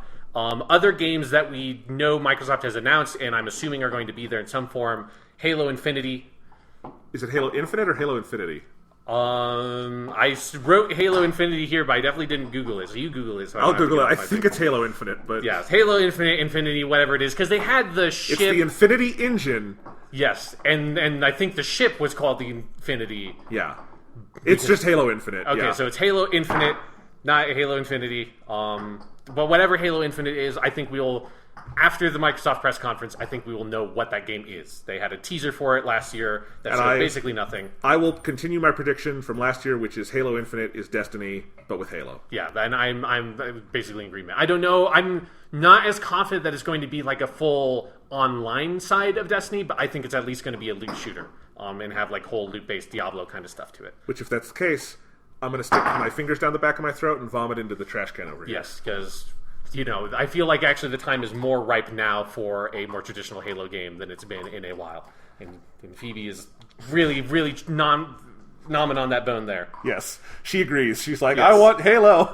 Give me back classic. There's no other shooters like it anymore. Let's do classic Halo. Next up, Gears of War 5. That game is presumably going to come out this holiday season, so we're definitely going to get a big trailer for that. I'll probably be very bored by it. Big question, do they really just call it Gears 5 and drop the of War? I think so. From what I understand, that is what the coalition, the developers that took over from Epic on the Gears of War stuff, from what I understand, they've been wanting to do that, and they couldn't get it done for Gears 4, so now the Gears 5, I think yes. I think it's just going to be Gears 5. This is so stupid. I will continue to probably call it Gears of War 5 more often than not, because I'm more used to that, but whatever. Also, this was something I rediscovered by looking at my notes. They announced a new Battletoads game at last year's E3. Yeah, they did. So presumably, I don't think anybody has said anything about that game since, so presumably it's going to be a game, we're going to get a trailer, because it was just like a title card at last year's E3. This is a whole string of games we have not heard of since last E3. Yeah, so presumably we're going to see that. Forza Motorsport 8. I had to Google to figure out if it... Because I typed Forza Motorsport 7 originally, I'm like, wait a minute, I feel like that felt too natural for me to write 7 there. 7 must be the last one that came out, and I looked up, it's like, yes, we are on Forza Motorsport fucking 8. So, there you go. That's going to be there. Jonathan, do you think this year they're going to drop a car onto the stage? Because I don't think they did last time. Probably not. I think their spectacle is coming in other areas at this point. I agree. I think that we're not going to get that. I'm still desperate for them to just have the car in the audience and have it drive up onto the stage from a ramp, because I think that would be cool, and they haven't done it yet. They should do that, but they're probably not going to. And that's all the games that I had that were like, these are Microsoft games that there are rumors for, or we know for sure that are announced that we would assume to be there. Jonathan, are there any third-party games off the top of your head that like you think definitely going to be here? Call of Duty is going to be there, because where else would it be this year? If it's going to be on a stage, it would be there. Like Activision doesn't always. Activision is kind of like Rockstar, where they don't. E3 is not mandatory for them. They did Infinite Warfare, a big one back in the day, but have they done one since? World War II was on the Microsoft stage, wasn't it? I don't remember with World War II. So we'll see. I think it could. If we see it at E3, it'll be at Microsoft. Yeah, that's the only place for it to be. So any third parties, the only place for it to be would be there, or like obviously Ubisoft has their own thing. Man, I don't know, because for third party stuff, the Dragon Ball RPG project. Yes, I think we will see that, because they had Jump Force, they had Fighters. Yes, they've had all the big shonen stuff there. So we'll see that. God, what else though? For third parties. So Borderlands 3, if it's going to be at the show, Borderlands 3 would be at the Microsoft press conference. And other than that, like, I'm having a hard time coming up with, and I was just like, when I was typing this up, I was like, I can't think of many other, like, there's some stuff, there are third-party games, but most of the other ones I can think of are Ubisoft or Square Enix, and would be at those press conferences. Yeah, I mean, it's because I also don't know because sometimes games get double dipped, like Assassin's Creed or Kingdom Hearts 3. Kingdom Hearts 3, which got triple dipped last year's E3. But I don't know. I don't know if there's any games like that sort of have that demand. Like Square's obviously going to show us Final Fantasy VII stuff, but I don't think they'll double dip on it because it's not ready to come out. Yeah, and I'm guessing there's going to be one or two unannounced third-party games that we don't know about that we wouldn't be able to predict that are going to be on the Microsoft stage. Like the Metro Exodus of this year, whatever that is. Something like that is going to be there. So next up for Microsoft is, do you think we're going to see anything from their studio acquisitions from last time? So last time around, as a reminder, they had already bought Obsidian, and then when they went on stage and announced that they, created a new internal studio called The Initiative. They bought Undead Labs, who are the people who make State of Decay, and they released State of Decay 2 last year. Playground Games, who make the Forza Horizon games. Ninja Theory, which we all know Ninja Theory here, makers of Hellblade, Enslaved, Odyssey to the West, DMC, Devil May Cry, all those games. And then they also bought Compulsion Games, who made We Happy Few, which also just actually launched last year as well. So, I think we will see something. I don't think we will see a lot, and I think it will be early. I think Team Ninja could have something ready to show if it is of the size of a Hellblade. You mean Ninja Theory? Team Ninja is Tecmo Koei. Team Ninja is making Nioh 2, which might be on that stage. I'm never not going to make this mistake. I've trained long and hard to try to avoid making that mistake. But yes, Ninja Theory, I think will show I think they could show something, because Hellblade was 2 years ago. It was 2017. Yes. Yeah. And if they're making something roughly the size of Hellblade, or even a little bigger, they could. I don't think it's like, and it's out now or out this fall, but I think they could show it. I don't think we'll see anything from Playground Games. I mean, they just put out Forza Horizon 4. And they're probably working on something else, but it'll, like the new Fable is what we all think they're doing, but I don't think that we're ready for that. Do you have any predictions? I think maybe we'll see something from Obsidian, because they work really quickly. They have that other, I forget the name of it, but that other RPG that's that sort of Fallout New Vegas-y style thing. Yeah. That will probably be on this stage also, but because they were working on the game before the purchase, that's a multi-platform game. I agree that I think if anybody has something to show from this, it's going to be Ninja Theory. And I think there's those Fable games, the new Fable game made by Playground Games, the Forza Horizon people, has been such a persistent rumor for so long. I think maybe this is the year we see it. Well, you know what we could do? We could get a little teaser. Kind of like Bethesda did for Dragon Age 4. Yeah. I think that because Microsoft needs to keep up the momentum. Yeah. And it's going to be hard for them because anything that is from those studios is going to be very early. So they need to show something that would get people excited. And Fable is, if you're a longtime Xbox person like me, Fable is a game that's sort of like near and dear to your heart. I think a new Fable game could be awesome. I have no faith that a new Fable game is going to be awesome, but it could be.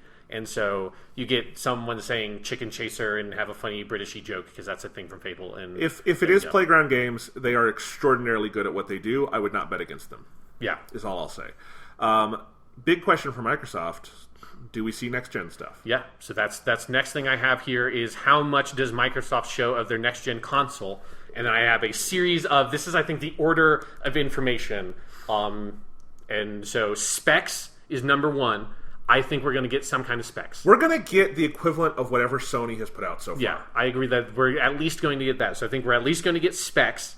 Next up, do you think we see any sort of the design of the console, like a box or anything? No, they wouldn't have that nailed down yet. Yeah, I mean, they well, see, here's the thing. If they do, it's going to be like the original reveal of the PlayStation 3 with the fucking boomerang controller. Yes. Because that's why you don't show these things off early. Yeah, so, I mean, whether or not they showed the design would not be finalized for sure this far out. I think because I think it was with the Xbox One X, they had that really pretentious, annoying, video package that showed, here's, this dumb-looking thing, here's the fan and the vent or whatever, that's super close up, but you don't actually see the whole thing yet. I think maybe we get something like that. Controller, do you think we see the controller for? No. Yeah, I agree. No. Name, I think definitely not. No. What do you think the name is, though? I don't think they know what the name is. The name, like with the design, the name is definitely not finalized. This thing is a year and a half away. Yeah, I think we'll get whatever their internal. I think they'll tell us. They're not coy about saying Project Scorpion or whatever it is, right? Because I forget because the project name is out there, but I don't remember what it is. So, I think they'll just refer to it as that. I think they'll be clear what project it is. But no, again, they can't have they probably decided on Xbox One with a coin flip over lunch before they fucking did the presentation. I mean, and that was a very bad name. I'm still in the boat where my best guess is they're just going to call it Xbox and they're not going to have anything else on it. And a lot of people said that when the Xbox One was coming out, and a lot of people were very wrong. I know, but because what is the option? Xbox 2. I would love that. I would laugh my goddamn ass off. I can't. There's no way they do it, and yet I cannot get away from it. Yeah. I want to desperately just call it the Xbox 2. Here's what I want in my heart of hearts is it's the Xbox 2, but it's TOO, and it's all about playing together. Each console comes with two controllers in the box. That's one of its selling points. There you go, the Xbox 2. I mean, I also think Xbox Infinity is possible. You mean Xbox Infinite?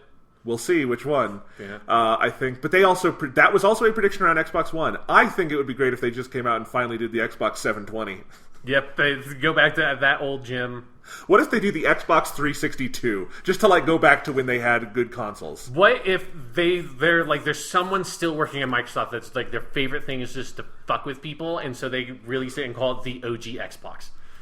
Just to make it literally impossible to refer to the actual original Xbox. That's their life's mission, is to confuse the shit out of people. That would be great.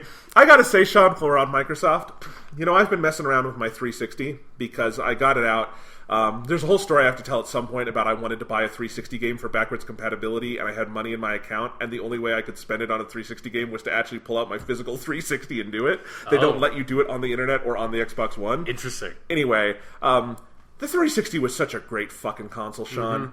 That jewel, you bring up the thing and the guy just pops up. Why don't we have that? I know both the Xbox One and PS4 have things like it. They are nowhere near as fast or good as the Jewel thing was on the Xbox 360. And like just the whole user interface where you can get into all of the like settings and storage and all that stuff. Like it was a really good system. I still love that controller. I like it more than the Xbox One controller.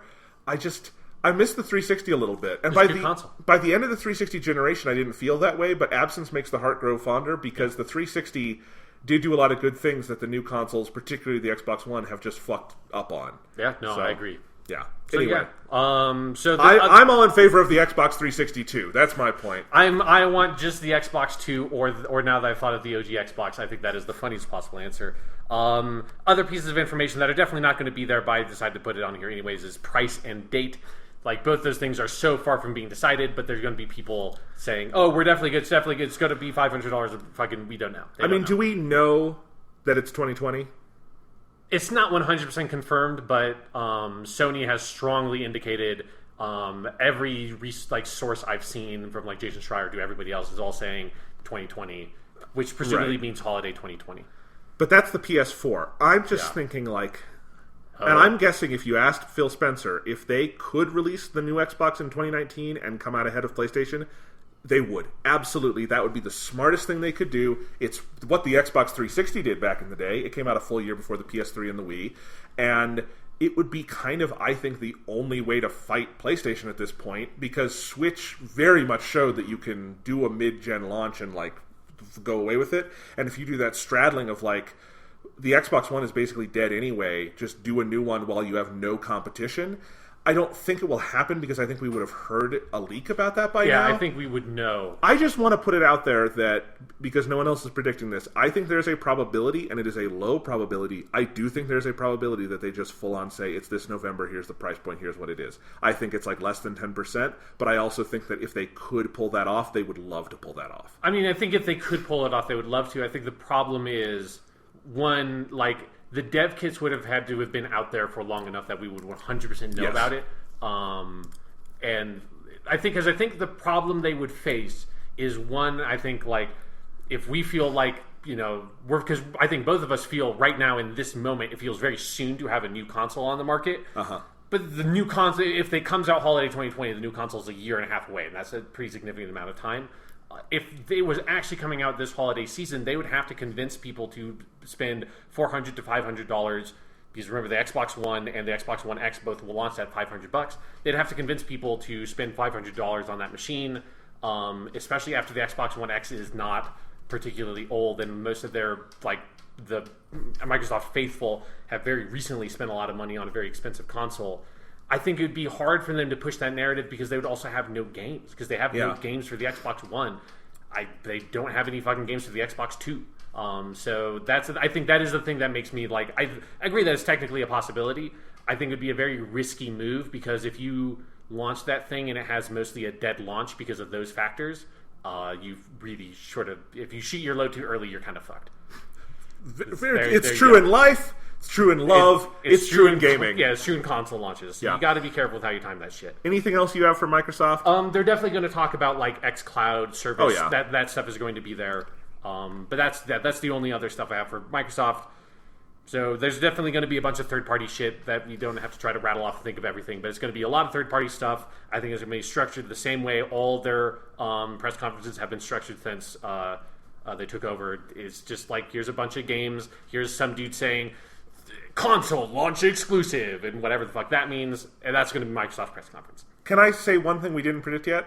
Sure. Yeah. Is Halo Infinite this year, or is it full on an Xbox 2 game? I think it's going to be cross. I think it's going to come out spring 2020, and then there's going to be like a Halo Infinite Xbox OG Xbox edition for the next Xbox console. I think that's what they're going to do. It's so confusing to talk about Xbox. Yeah, Let's move on. Yeah, I don't think it's going to come out this whole. No, I don't either. So moving on to Bethesda at 5:30 p.m. on Sunday, they have already announced Doom Eternal. I think they'll talk about that. I bet Doom Eternal comes out this holiday. Yeah. Wolfenstein Youngblood, they've talked about that. Some new footage came out from like, I think it was like an NVIDIA event. There's something like weird that happened where there's like 50 seconds of that game that looked very cool. I think they'll have a lot of that, I think, because that game is going to come out this holiday season also. So I bet those are the two major things they sort of pin it on. They will talk about Elder Scrolls Legends, which is the Elder Scrolls card game, because they always do. They'll talk about Elder Scrolls Online, which is the Elder Scrolls MMO, because they always do. Elder Scrolls Blades is in early access on mobile right now, so I think they'll have some stuff about that. But that's everything I have that is confirmed, that like we know that they're making, and I assume is going to be there. Other stuff is, do you think there's going to be anything from Starfield, which is the sort of next Bethesda Game Studios main RPG? I think it would be weird if they showed nothing. Mm-hmm. Because it was... If you went a full year and did nothing more on everything Todd Howard did last year, I think that would be hard. Yeah. That would be weird. Like, I don't expect Elder Scrolls 6 to be there, and I think everyone Definitely will get that. Yeah. But yeah, I think you've got to show something of Starfield.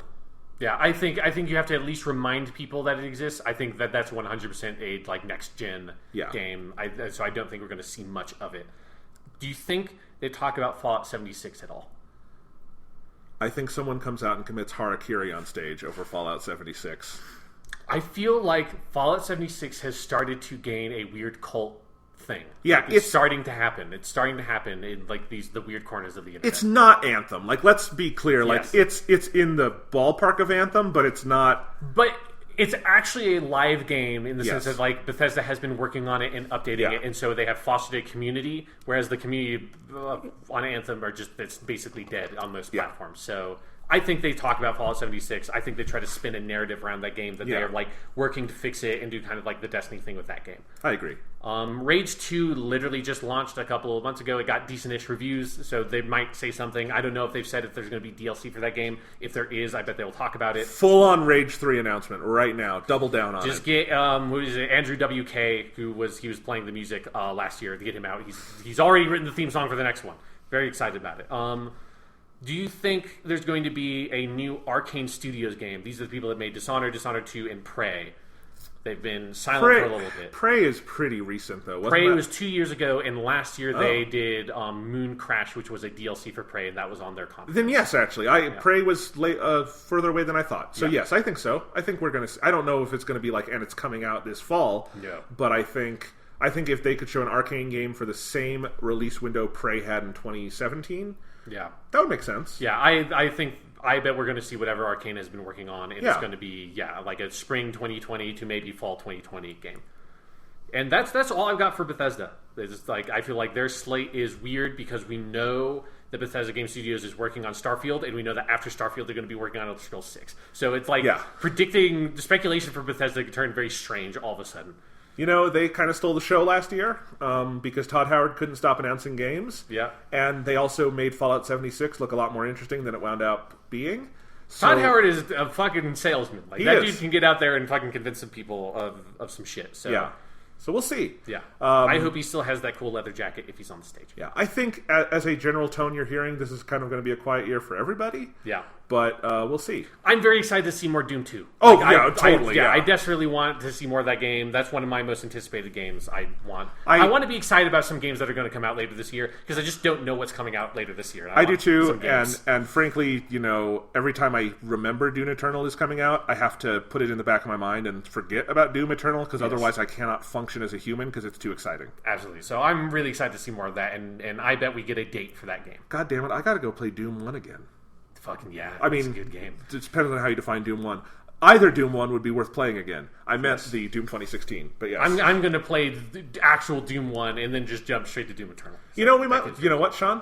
Podcast topic. We have never done an episode on original Doom. No, we haven't. And that's a great fucking game. It is a small time investment because it's not a huge game. You can play that game, especially if you use a walkthrough to get through some of the more obtuse levels. Yeah. Anyway, maybe we should do that. Yeah. Anyway, let's. What else you got, Sean? Moving on to Monday, Ubisoft. They have a press conference at 1 p.m. I'm sure it's going to be fun. I'm sure it's going to look like it was put on a bunch of people who just tripped acid. So it's definitely because I feel like the last 4 years have all opened with the Just Dance game. This year is going to open with Just Dance 2020, and we're going to be very confused until we remember that Just Dance exists. Because it's just gonna be a man in a giraffe costume dancing for like 3 minutes, and then they're gonna say, and Just Dance 2020 is going to be on every platform that exists. We're putting it out on the Philips CDI. Surprise! Yeah. That's what they've always done. And I bet this is going to be the third year in a running that we see some stuff about Beyond Good and Evil 2, and it's going to confuse people. There was a news announcement they're not bringing it to you. Oh, they're not? Yeah. Okay, well, they took Beyond that Good off the and table. Evil 2 is not coming out. That game is going to get canceled. If it's skipping an E3, I have no confidence in it. So that's what's happening now. I bet we get a DLC announcement for The Division 2. That game came out. I feel like nobody's talking about it, but it sold pretty well. So people liked it. It got good reviews. People liked it, but I'm curious to see, because I feel like The Division kept on maintaining like a pretty dedicated community. I'm curious to see if Division 2 manages that or not, but I bet we get some DLC for that. They announced a couple of weeks ago that Ghost Recon Breakpoint game, the sequel to Ghost Recon Wildlands, so they're definitely going to show that. I will maintain to be very They're making a sequel to Ghost Recon Wildlands? Yes. It's called Jesus Ghost Recon Christ. Breakpoint. We will get more like weird Ubisoft like fake video game chatter at the Breakpoint trailer. I can fucking guarantee it. So that's going to happen. I'm sure that's going to be a very boring point of their press conference because fuck those games. Skull and Bones, their pirate game. I bet that we see that, and I bet it gets a release date for 2019. Ew, I don't think it's 2019. I think that if it's not 2019, I think they're fucked on that game. Like, you just think like it's either 2019 or like spring 2020. Like, I feel like they can't wait much longer on that game because we're at that point where if you start pushing it back too far, now all of a sudden you're running into new console launches, right? Sean, I think I've been reading more news than you. Oh, really? This is from GameSpot. This is no. May 30th. This is 2 days ago. Ubisoft pirate game Skull and Bones not coming to E3, and it's delayed to next year. Well, that game's fucked too. So let me read. Ubisoft is fucked. Yeah. For yet another time, Ubisoft has delayed its naval warfare pirate game Skull and Bones. The French publisher originally scheduled Skull and Bones for a 2018 launch, but then announced a delay until 2019 to 2020. Now Ubisoft is saying the game won't come out until sometime after 2019-20, and additionally, it will not be a part of their 2019 showcase. What the hell are they showing this year? That's a good question. Yeah, clearly I should have done a little bit more research. I mean, there's definitely going to be Just Dance 2020. There's definitely going to be Division 2 DLC, and there's definitely going to talk about Ghost Recon Breakpoint because they just announced that game. Which Assassin's Creed game is being remastered, and what's left? Because they did the Ezio trilogy, yeah. They did 3, they did 4 is already on the new consoles. They did Rogue. Yeah, they did, and those are the only. The only one is the original, actually. At this point, has not been right. Yeah, it's on back compat for 360, but it's not remastered. That's good. I wonder if it's a like full remaster. I wonder if it's not just like here's like Assassin's Creed 1 at 4K. I wonder if they just kind of remake that game. It could be interesting. Yeah, like that's what I would do. I think it would be because that game. If you remade that game and tweaked some of the dumb bullshit in that game, it could be really good. Like that game is so close to being amazing, and it just like kind of slips and falls down a cliff. So that would be something I'd honestly be interested in. Because they have to do Assassin's Creed something. Yes, and but I feel like they have said that they're not going to talk about because they've said they're taking a year off from Assassin's Creed, which to me indicates they're not going to talk about it at E3 either. Yeah, but I think that we're going to get a remaster of some kind, and it's also coming to Switch probably because 3 just came to Switch. Yes, so I think that's a good point. Well, let's throw that on prediction. It's some sort of Assassin's Creed remake, and I'm going to put my coin down, my weird John Wick assassin coin on. It's going to be like a full remake of Assassin's Creed 1 because that would be interesting to me, and I think it'd be fun to go back and play a classic style Assassin's Creed and reimagine that first game. Watch Dogs 3 is probably going to be here. There have been a lot of rumors about it that it's going to be set in London. There are a lot of rumors that there are going to be no guns in that game, which if that's the case, like that would be very cool. Okay, because you probably just heard me audibly sighing at the fucking sentence Watch Dogs 3. Apparently you haven't been reading as much news as me, Jonathan. Sorry, I wasn't saying it to brag. I was. We had 2 in a row. Yeah. Okay, if they're doing it totally different, yeah, that's good. They can also just call it something else and you make it something exciting, but yeah, Super Watch Dogs. That would be great. I would totally play Super Watch Dogs because a lot of people really like Watch Dogs 2. Okay, I didn't play it for obvious reasons because that was also the year that Mafia 3 came out, and I feel like if there's any open world game from 2016 I was going to play, it was going to be Mafia 3, not Watch Dogs 2. I beat fucking Watch Dogs 1. Yeah, that's one of my favorite podcast segments was you explaining the whole plot of Watch Dogs 1 to me because I had given up on that game fairly early on. I had more free time back then. Remember when Watch Dogs was the game that everyone was excited for the Xbox One and PS4? Yep. Like, cause that was the game that Ubisoft showed that everyone was like, that's a next-gen game. Yeah. That's it. That's the first next-gen game we've seen. Interesting. I think they're going to talk... There's, like, some ongoing Ubisoft games, like Rainbow Six Siege and For Honor. Last year, they did a big For Honor expansion pack. So I bet I don't know if there's going to be a huge thing. I bet they talk about those because those games are very popular. At least Rainbow Six Siege, I know that people really like still. Splinter Cell. There have been weird teases about Splinter Cell, but I've not been able to get a sense if those teases are, they're actually making Splinter Cell, or if they're like jerking around with people that want a new Splinter Cell. I can't get a sense of it. It's very annoying. I want a new Splinter Cell. I feel like this is 4 E3 podcasts in a row where I've said they're definitely going to do the new Splinter Cell. That's going to be the game they end their press conference with. And I've been wrong every single time, and I'll never learn from history because they're going to end their press conference this year with a new Splinter Cell. I vehemently disagree. I think Splinter Cell is dead, and the fact that my proof of that is that Ghost Recon Wildlands is getting a goddamn sequel. But there was a DLC for Ghost Recon Wildlands that had Sam Fisher in it. Yeah, it's not happening, Sean. I'm sorry. No, but they don't get it. Michael Ironside, they had him in the studio. They're going to fucking airlift Michael Ironside onto the stage. He's going to be wearing the goggles and go, and he's going to say, kept you waiting, huh? Even though that's the Splinter or the Metal Gear thing, but they're not making any more Metal Gear games, so Splinter Cell might as well say it. All right. That's what's going to happen. Do you think we get the epic third date between Yves Guillemot and Shigeru Miyamoto from Nintendo? Of course we do. What project? Do we get a Mario and Rabbids 2? That was my... I think it's possible that comes out. That game has gotten, like, so many sales, and, like, it got really good DLC. And people really love that game. It's a great game. Sense. Yeah, I think so. I don't know if it'll be literally called Mario plus Rabbids 2, or if it will be, like, some other kind of, like, Rabbids and, like, a bigger Nintendo crossover or something. But Super Smash Rabbids. Yes, Super Smash Rabbids. I don't know. I think they're going to do something with Nintendo because Mario and Rabbids was a success. I would love a Mario and Rabbids 2. It would be my favorite part of the show. It's been a couple years. Why not? Yeah, I think it would make sense for it to be that. I think that if it's not that, there's going to be something. Like, they've had 2 years in a row of Miyamoto on stage with Yves Guillemot, and they are best friends and lovers. And last year, remember they did the whole band performance for the Donkey Kong stuff? Yes, sure. I want something like that. Yes. So and that's all I've got for Ubisoft. I think it's going to be a bit of a slow year for them as well. There is a chance that there's some big surprise game that's going to be like the Watch Dogs of the last generation that's like, here's clearly a next-gen game, new IP. I don't think they're going to do it because I don't think Ubisoft is the same company they were like 8 years ago, but there's a chance. So throwing that out there. Square Enix, they have said they're going to talk about the Marvel's Avengers game. Finally, they decided we should actually talk about video games we're making instead of doing what the fuck they did last year. That's going to be there. Dying Light 2, they have said that that's going to be there as well, so we'll see more of that game.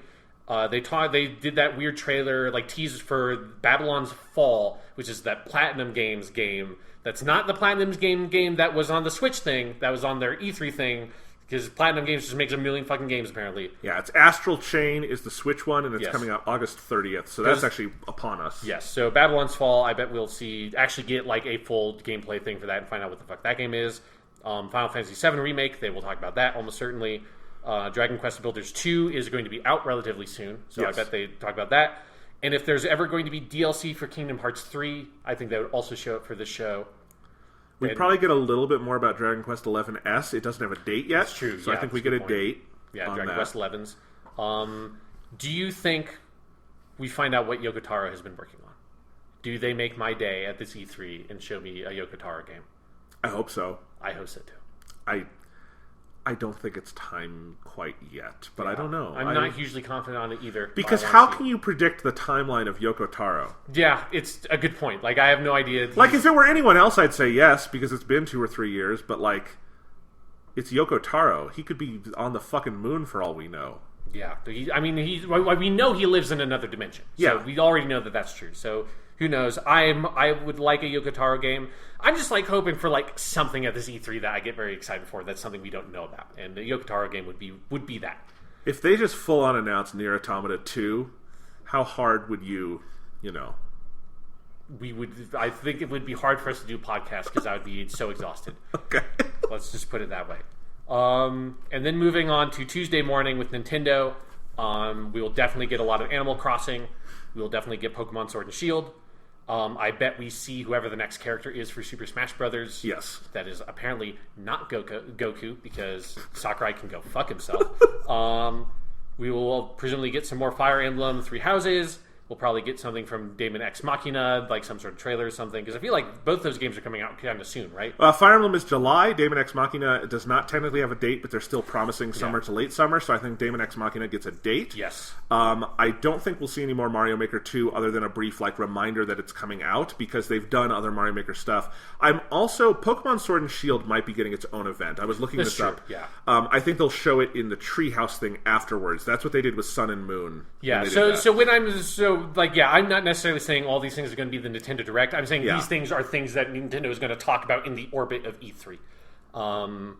Because Animal Crossing will definitely be in the Direct, but I agree. I think Pokemon Sword and Shield has a chance of slipping into another thing. Yeah. Well, because Pokemon Company likes to do its own thing. Yeah. Animal Crossing will definitely be the centerpiece because it's the big unknown. Like, there's a lot of other ones like Link's Awakening that I know we'll see more of. Yep. But I think it's the only one that we know is coming, but we haven't seen the game itself. Yeah, so Animal Crossing, I agree, is going to be their centerpiece. There's definitely going to be some indie games, Switch port stuff is going to be there. Like you said, Link's Awakening remake, I bet we see something more from that. Luigi's Mansion 3. Yeah, totally. I think we'll see Luigi's Mansion 3. I'd kind of forgotten about that one, but... Yes, me too. That was one that I had looked at my notes and been like, oh yeah, Luigi's Mansion, they talked about that. I mean, honestly, Nintendo has the most stacked set of exclusives for 2019. Oh, absolutely, yeah. So, because they're out of phase with everyone else, they're at the middle of now the Switch thing, whereas everyone else is winding down for the PS4 and Xbox One. So they're going to own this E3. Certainly because Sony just backed out, and Microsoft I think is just a little bit too far away for their new console stuff, which is what they've got. And then we've got. Do you think they will talk about Shin Megami Tensei 5, which they have not said, I feel like, anything about since the announcement of the Switch?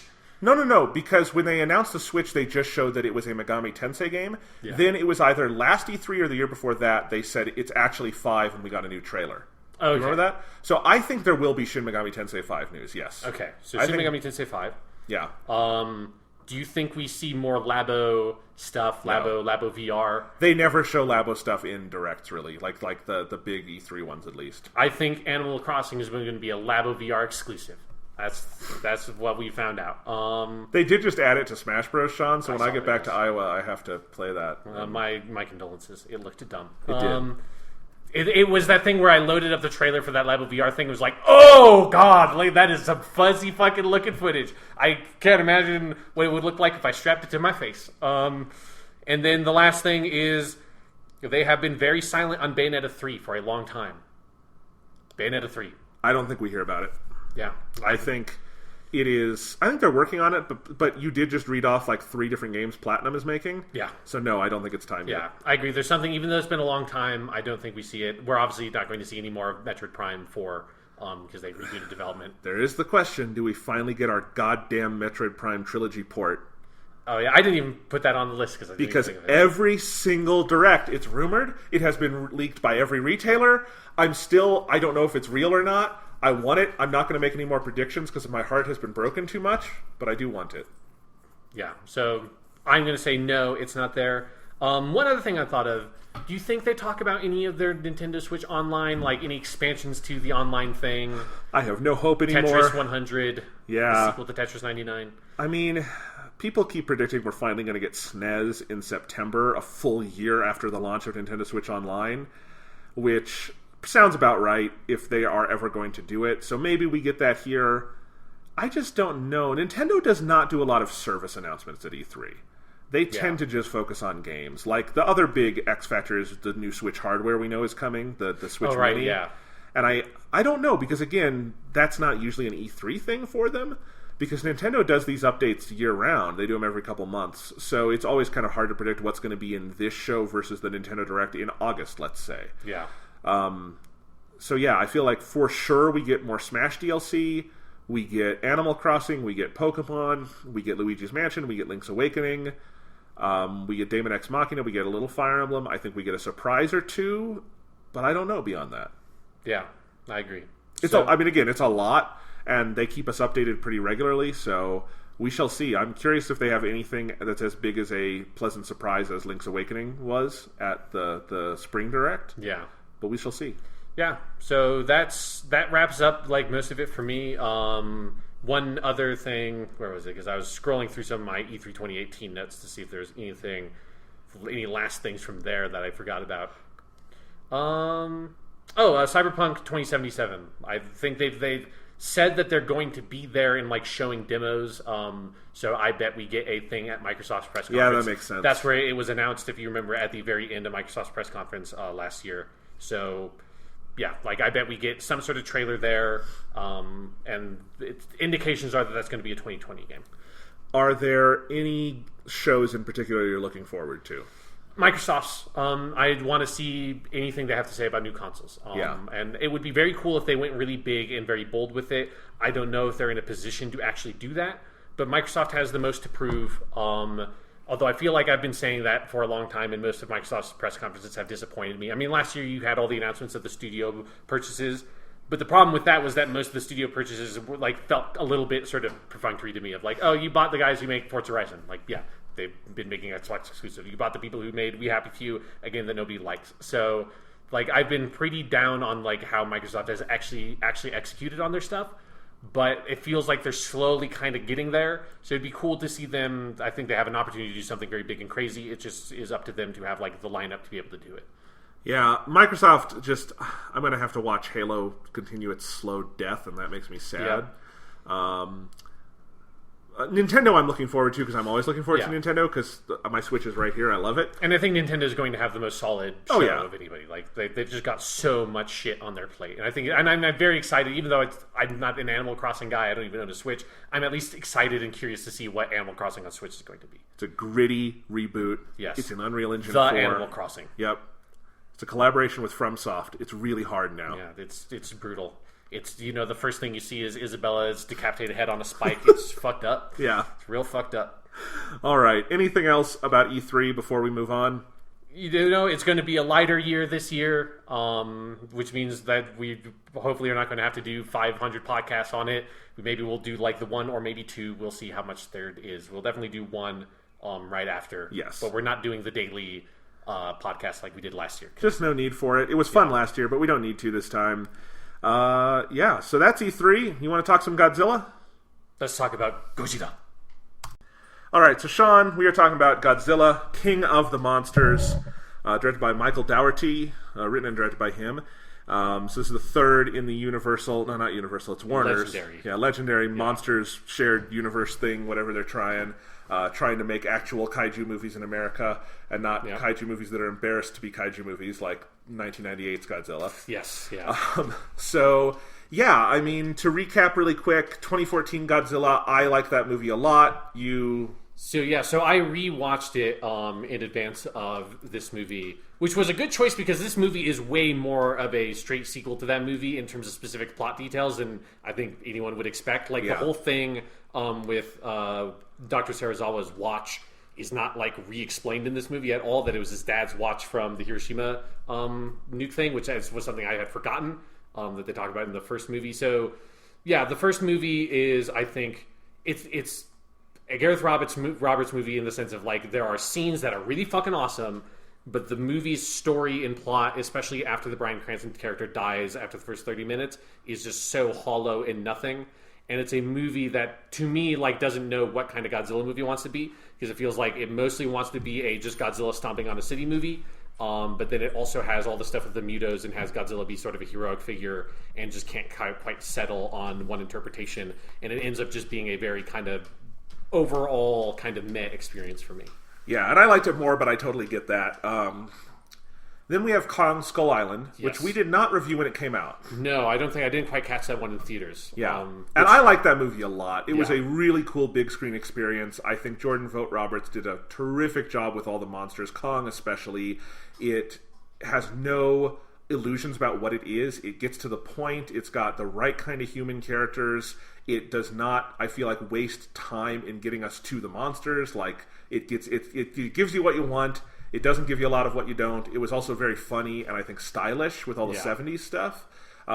So I liked that one. Yeah, I like that one a lot also. I think it has some pacing problems that by the time you get kind of towards the end, I think it kind of runs out of juice a little bit, and I think it doesn't fully know what to do with King Kong, like a little bit, like because it's obviously a very different interpretation of King Kong. I'm glad that they don't do the damsel in distress stuff, but like they gestured to it a couple of times. Because Brie Larson has kind of a relationship with Kong in the movie. Yeah, but they don't really commit to actually doing it, and I think that's part of that's where like that movie is like very entertaining to me, but like it's maybe not as good as it could be because it doesn't quite fully commit to trying to do that full thing.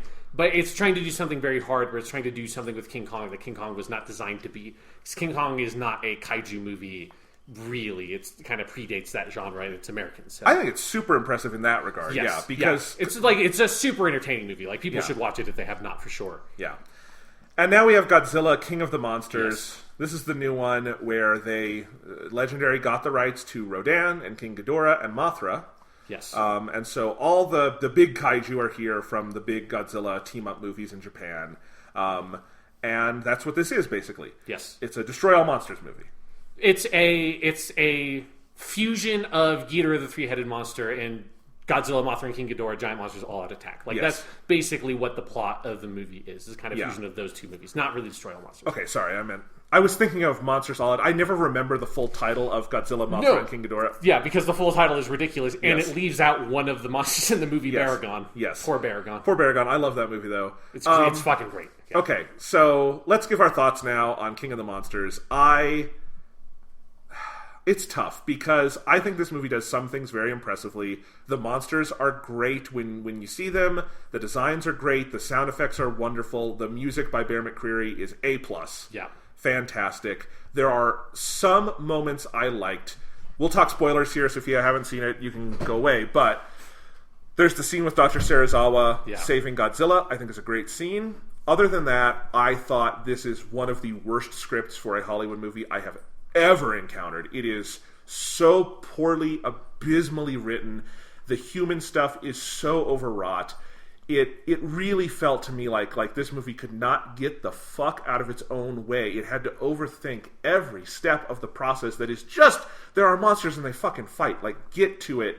And they put all these like A-list amazing actors into it, like Kyle Chandler and Vera Farmiga and Ken Watanabe and everyone else. They even got for the child character, the like one of the best child stars on the planet in Millie Bobby Brown.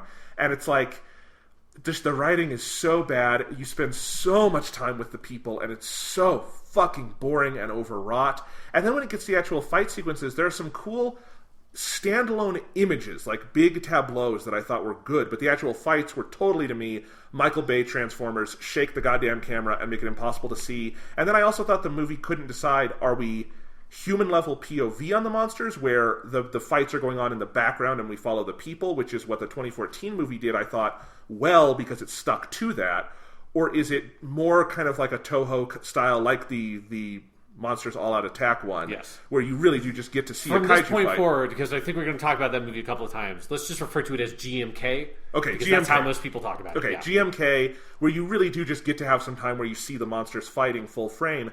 This one, like, the fight sequences were giving me a headache because it's so constantly like Godzilla does one cool move up against Ghidorah and then cut, and we spend 5 minutes with the humans, and then I don't know, it could not decide what it wanted to be in the action. The kaiju stuff, like, it meant well. I liked some of it. The best stuff is at the end, but by the time you get there, this movie's so goddamn long, I just wanted to leave. So I don't necessarily disagree with any of your criticisms. Like, one thing that obviously should be noted is I'm the guy who's seen all the Godzilla movies, most of them multiple times. So... And I've only seen several of the really good ones. Yeah, you've only seen like 3 or 4 Godzilla movies, and they're all the best ones. Yes. Like literally, like I think the only of my top 5 Godzilla movies you haven't seen is Godzilla vs. Mechagodzilla, because it's a hard one to see. Yeah. Although I should say, now that I'm reminded of it, Toho has actually put up on their own account on the Internet Archive HD rips of almost all of those movies. So if you want to watch Godzilla Mechagodzilla in Japanese, you can now do it. You just have to go on Internet Archive and like... that's how I watched Ghidorah the Three-Headed Monster this morning. Rewatched it because I only have the DVD, not the Blu-ray, and it's a better rip that is on that website. So go check out Internet Archive if you want to see some cool Godzilla movies. But anyways, yeah. So I'm a huge Godzilla fan, and so your criticisms of the human stuff, I get. I have such an immunity to that because that is how 90% of all, not just Godzilla movies, but like kaiju movies have those issues. And so there are some things, like in particular, I think the Bradley Whitford character should have just been cut from the movie. God, I have mentally blocked that. Yeah. Bradley Whitford is an actor I like, who now, if I ever see him in real life, I will punch in the face and go to jail for assault because he is the most annoying character in the history of film in this goddamn movie. I think that's maybe a little bit extreme. Hated him. So I didn't like him. I just kind of, because his character is so non-essential, I just kind of ignored him. And he's not even the only annoying comic relief character in the movie. There's also the other guy with the Serizawa team who makes the racist-ass gonorrhea joke. Oh yeah, like some of those little the dumb comic relief stuff I mostly ignored because it just felt so inconsequential and weird to me. So like those things are definitely problems. But I did, like, once I got into the movie, and it took me a while. Like, I didn't like this movie until the Rodan stuff started happening, because I think that's when it starts to kind of figure itself out. But I do think the movie has some really interesting ideas, and I like the way they present the monsters as being... I like that, like, everybody has a different interpretation of what the monsters are, how they fit into the world. I really love their use of King Ghidorah and them going straight up all out. Like, Ghidorah is a fucking space monster. He comes from outer space. It's like what sets him apart from the other monsters is he's not a part of our system. And so all of those details and the way they use this very sort of like spiritual imagery to look at the monsters, which is another very GMK kind of touch. All those things I think culminated in me to, once this movie moves into sort of its final act, once it gets into Serizawa sacrificing himself, Mothra coming out, Godzilla getting revived, and everybody heading towards Boston for the big showdown, I was like 100% on board for this movie. And I think if you can get on board for the movie once it moves into that moment, like the last act of this movie is fucking fantastic. And I came out like with such a like Godzilla high, I think, because also the credits have that amazing, just utterly fucking astounding cover of the Blue Oyster Cult song Godzilla. And then a really good redo of the Akira Ifukube. Yeah. So you have a bunch of the Ifukube score gets done also in the end credits, and then you get an end credits scene that implies that Tywin Lannister is going to make Mecha King Ghidorah, which is very fun for me. It's very funny to be watching Game of Thrones for the first time and seeing all this Charles Dance stuff and being like, he is just playing fucking Tywin Lannister in this movie. It is the exact same performance he's giving.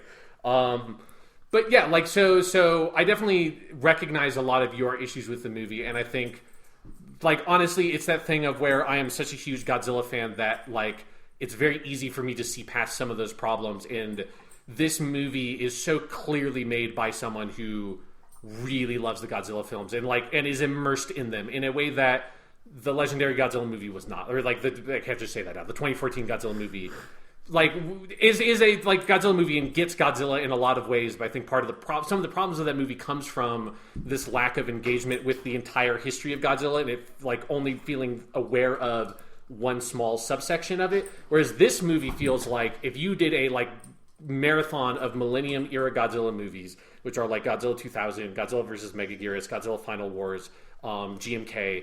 If like this movie fits in with all of those because this feels like a movie made by someone who grew up and has lived with Godzilla movies and been a fan of Godzilla their whole life, which is what sort of sets apart the Millennium era movies because those are the ones that were made by people who grew up with Godzilla.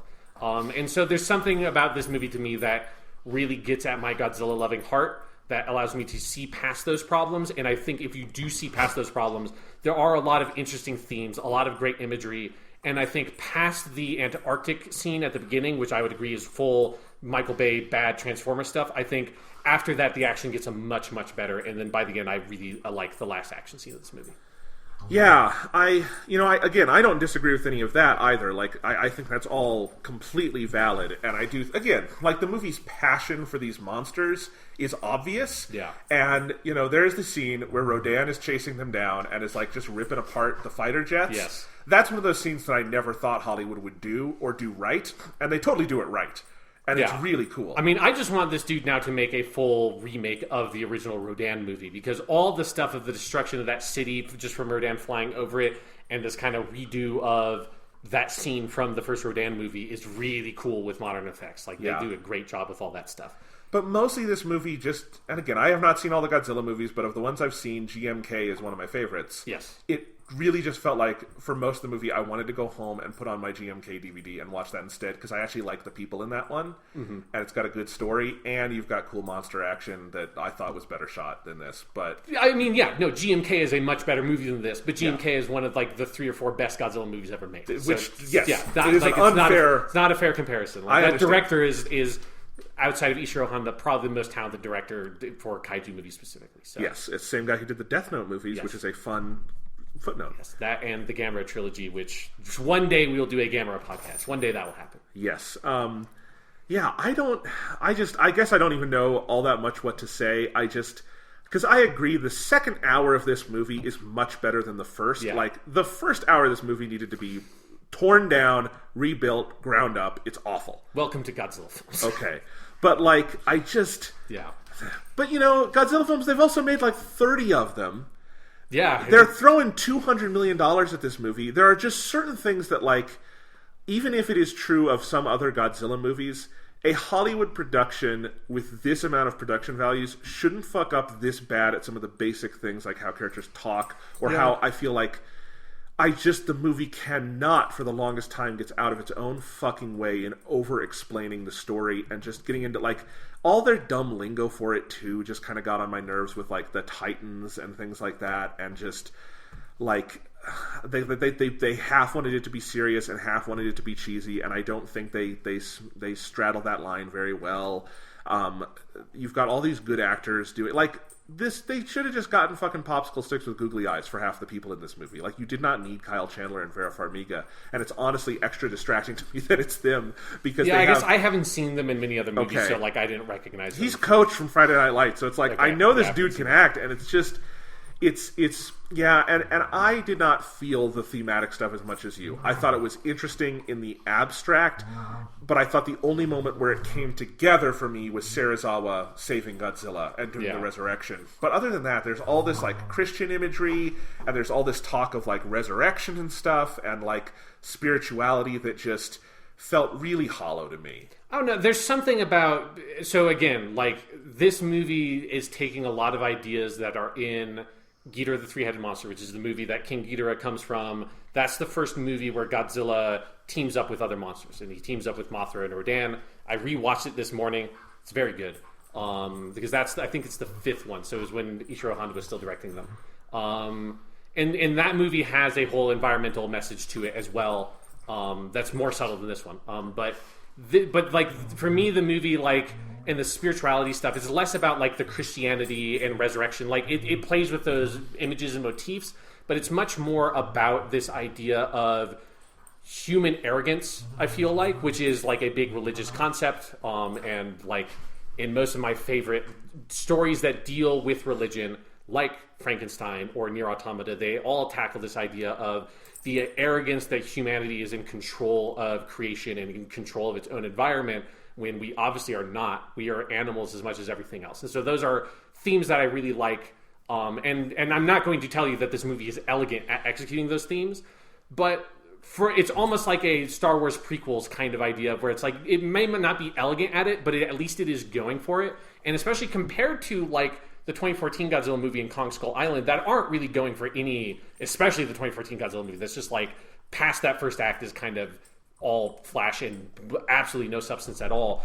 This movie is trying to get at this idea of that humans are one small part of a larger biosphere of entities on Earth, and that we need to understand that role and choose to work symbiotically with everything else, the same way that Godzilla works symbiotically with Mothra to defeat, like, the invasive species of King Ghidorah. Like, again, all those things are, I think, clumsy in the movie, but I really appreciate that they are there, and in that way it feels like, again, it feels like it takes that kind of from some of the Heisei era Godzilla movies, that the 90s ones that are very clumsy at their execution in some of those ideas, but are always going for some sort of interesting idea, are always trying to tackle some sort of bigger theme, and using Godzilla as a kind of sci-fi palette to address some sort of environmental theme or something like that.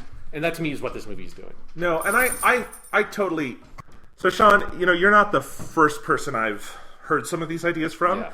I've definitely heard them the most elegantly from you because you know the most about Godzilla of anyone I've heard talk about this. So, part of me wants to take a second look at the movie, maybe with like a different set of expectations, and just try to see some of this in there because, again, like, I guess the movie has a really bad opening act. Oh, 100%. Again, I'm not going to try to defend like those areas where the movie fucks up. Again, I cannot stress how hard I have an immunity to that stuff is because I rewatched Godzilla vs. King Ghidorah before I came over here. That movie has some fucking slow... Like, you need to get through it before you get to, like, their weird bargain bin Arnold Schwarzenegger Terminator character, and then the movie sings because he's amazing. It's like... And I do think there's something that's a little tough for me to overcome with all of that because there's just... Because I also just think the movie is way too busy with the number of human characters and all that. Because what it really needs to be about is Kyle Chandler and Serizawa. Like, those are the two key figures who... And I guess you could... I hated the Vera Farmiga character so much, and like because I don't feel like the movie was fully reckoning with the awfulness of what she was doing at any point. Like, because I think that's an interesting. I think that's the you want something like that, 3-part structure where you have the true believer Serizawa, and you have kind of the dark inverse of him in Vera Farmiga, and then in the middle you have Kyle Chandler who isn't sure where to believe. But around them, there's just so much messiness, and I think the first act of the movie does a horrible job establishing where Kyle Chandler is coming from and who he is. Like, his whole thing is just he's out with some wolves in Colorado, and, like, we spend so much... First time ever Colorado in a Godzilla movie, so I'm happy for that. Yeah. Next time they're going to fight in the Rocky Mountains. Yes, they're going to knock fucking awesome. They're going to knock a mountain over. Yes. I don't know if that's possible, but they're going to do it. They've gotten close sometimes. Have Baragon rise from one of the mountains. Yes, that's what he does. Is Baragon in this? I wasn't sure if that was him. No. So they only had the rights to Godzilla, Mothra, King Ghidorah, and Rodan. So those are all knockoffs. Yeah, so all of, like, the random monsters they had. Like, I could feel... Like, this whole process of watching this movie to me was this process of feeling... Like, I was, like, a mind melded with the fucking director of, like... No, I know what you want to do here. I know that you want this lady to sing the Mothra song. We are all on the same page here. You desperately want someone to sing the Mothra song. There's no fucking world in which a Hollywood studio is going to let you spend 3 minutes having some lady sing the goddamn Mothra song. We all know that you want that to happen. Same thing with, they have all the random kaiju that wake up, and it's a bunch of sort of, like, one of them's the Muto. I do really like the weird woolly mammoth guy. I did kind of like I want to see the woolly mammoth guy get beat up by Godzilla at the beginning of the next one. But you could tell that he wanted, like, Kumunga, who is like the spider monster that's in all those movies, and fucking Baragon and Anguirus, and like some of those like smaller monsters that would just show up in old Showa-era Godzilla movies and just have like a bunch of them at the end. And instead they had to just like make up some weird ones. Yeah. So I forget where I was going with this, but you have those 3 main characters who I think should be the core. You have so much stuff around them. Millie Bobby Brown is a really good young actress, and I liked her character to a certain degree. There's no real thematic point for her existence, and I think it creates a lot of sound and fury with that. And because I thought at the beginning that she was going to be the main character, and this was going to be like a child eye view, which these movies have done at some point in Japan. Yeah. Gamera does a lot of that, right? Yes, yeah. That was I thought at first that it was going to be full like that she's going to have a Gamera thing with Mothra, where Gamera has a like spiritual connection with the protagonist. Which I would have loved that. That would have been a choice. But I just think like they kind of just threw the fucking kitchen sink at the wall with human characters as well as monsters, and it's all kind of fighting for attention. And again, the first act is just so bad. It kind of left this sour taste in my mouth where even when you start getting to the good stuff, I couldn't fully enjoy it. I did definitely feel it when you get to the Serizawa stuff and Resurrecting Godzilla, because the movie mostly gets out of its own way and just lets that play out and doesn't have Bradley Whitford coming in and making horrible jokes or anything. I just... Also, like, Ken Watanabe is Ken Watanabe, and yes, I'm glad he has now been in 2 Godzilla movies. Mm-hmm. That's just good. That's good for humanity. Yeah. He's created a full-on meme with Let Them Fight, and in this movie he has that beautiful, beautiful sequence under the sea where he saves Godzilla. And he says in Japanese, "Goodbye, old friend." Saraba Tomoyo. That is a great moment. That's, I mean... And then Godzilla rises out of the ocean with the Ifukube score. Mm-hmm. Yes, that is an all-timer moment. Mm-hmm. But, I don't know. It's just so much shoe leather to get there. And I guess I don't know what to say other than... I know that is kind of par for the course for some movies like this. You say some.